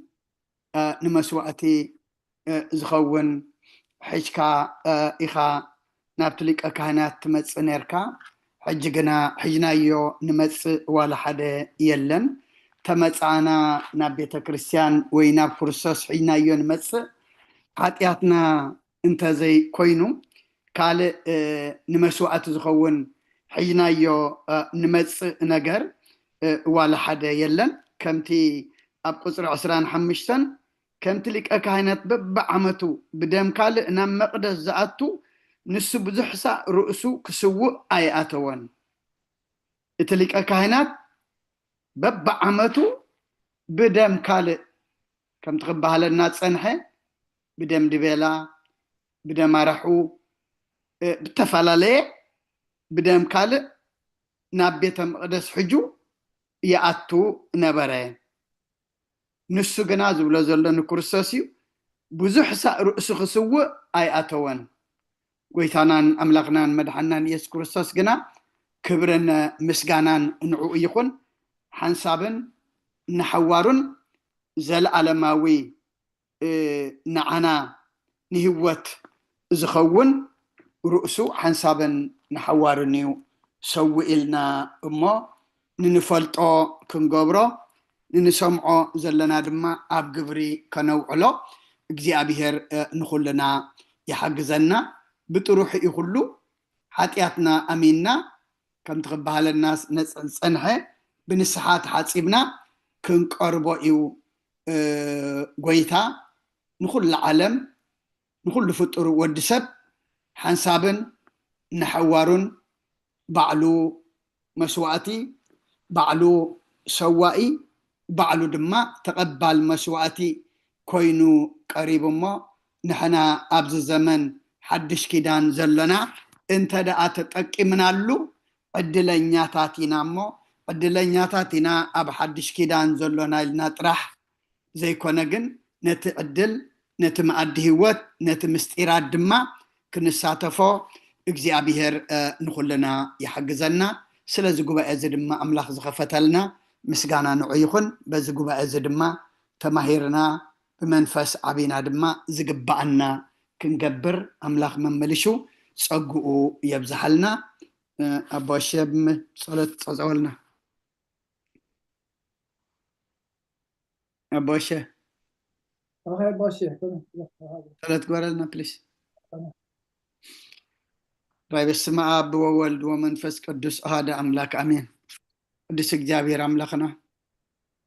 ስለ ሁሉ ተመስገን እዛ መዓልቲ እዚኣ ዝሃብካና እታ ዝሃብካና መዓልቲ ድማ ብሰላም ብጥዕና ስለዚ ውዓልካና ነመስግነካ ሰላም ውዒልና ድማ ናብዚ ጉባኤ እዚ ክንሳተፍ ኣምላኽና ስለዚ ፍቀድካልና ክብርን ምስጋናን ንዓኻ ይኹን ነቲ ኩሉ ክንምሃሮ ዘምሰና ድማ ኣምላኽና ዝዓቁር ኣእምሮ ዓድለና ኣቑርናዮ ውሽጥና ቀሚጥናዮ ድማ ክንሓስቦ ከነስተንትኖ كنمرحلو كنبرلو نقرنا مبرهاتين مقدنا برهان دماغ نقبرو حاجزنا زاتينايو زلنا زمن دم أملاخنا نزمن حدشن أرجيتن يبولون احنا نحدثلون احنا دم خندوتلو اسخا حق زنا بتحساسبانا تلوتنا بنسحات حدشنا نابتي كنمهارو زمسنا زل عالماوي هيوز زخننا قدس سغاخان كبر دمكان إن قربلو عمت قبرلنا أملاخنا سغايب كاننا زلخا نخم وخنتو قمل إنامو نخم وخم زحمنا كاننا تردي إنادما نخم وخنتو قمل حجون جابير أملاخنا ناتك حيلي ناتك رديئة يلدينا إمو أي تفلينا أب حمام نزلو أملاخنا أسماتهم تفلتهم حمامهم سقايم دما تفلت إخامن كلهم أسماتهم نفلتهم زي نفلتهم بعين محرد كاتم متهم سقايم مقلل حزن زخبرهم جابير أملاخنا حزنهم دبس تعرفوا من قصة ورسلنا ترى لس إنهم زج النقد ما إدكايد برخز زرق حلهم مقاوحة باقارهم سنسلت أبعدهم تأثيرهم أقودا قد زلو دما سنسلتهم بتيكا مقوهم سيركا حراوز علنا كلنا دما أملاخنا كم مقو حتيات كاب سنسلت حتيات فتحها ناس أقبرنا أبصعبان زلو دما مصرف ترلهم فحزبولو أكبلنا وفرود حنيت ولنا زقشو بدحان ملسلنا دقنا دما أملاخنا وداتهم والدهم أبزا زلو مساعتهم كون صلال كاود قلهم كابزا فتانيت علمن موضع السجان حلولنا قدس جابير أملاخنا أب عالم كله دما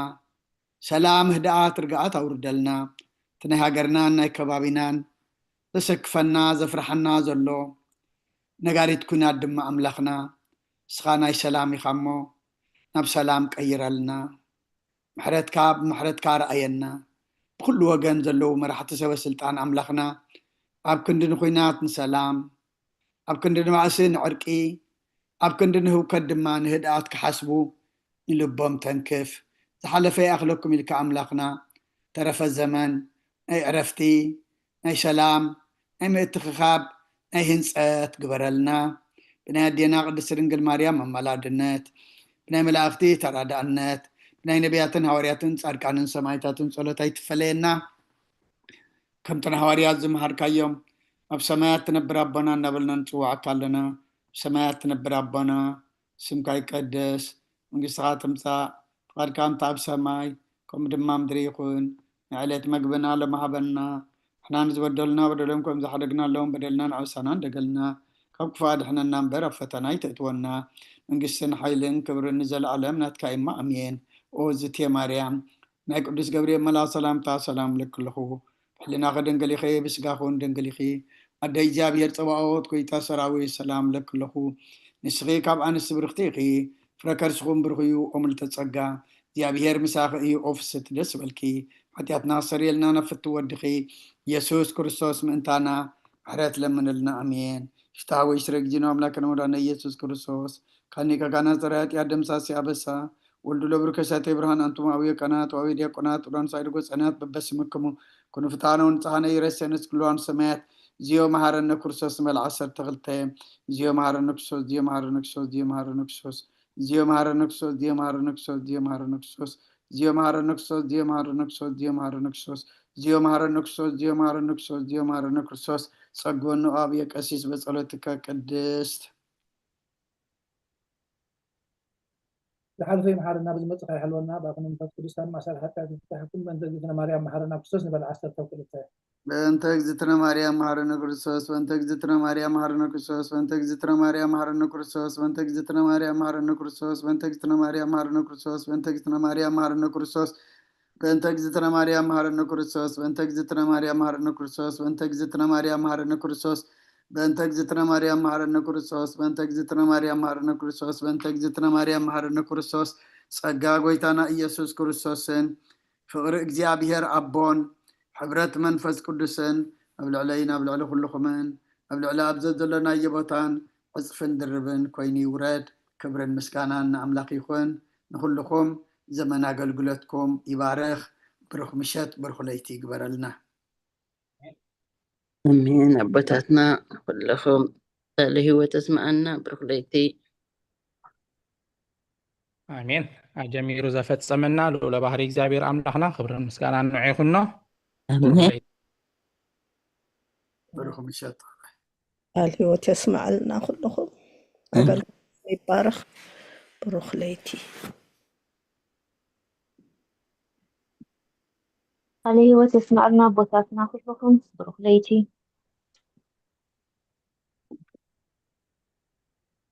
ስለዚ ነበረና ናይ ትምህርቲ ግዜ እግዚኣብሔር ዝተመስገነ ይኹን ቃለ ህይወት የስማዓልና ብሩኽ ለይቲ ኣሜን ኣሜን ሰላም ለይቲ ይግበረልና ልኡለ ባህሪ ፈጣሪና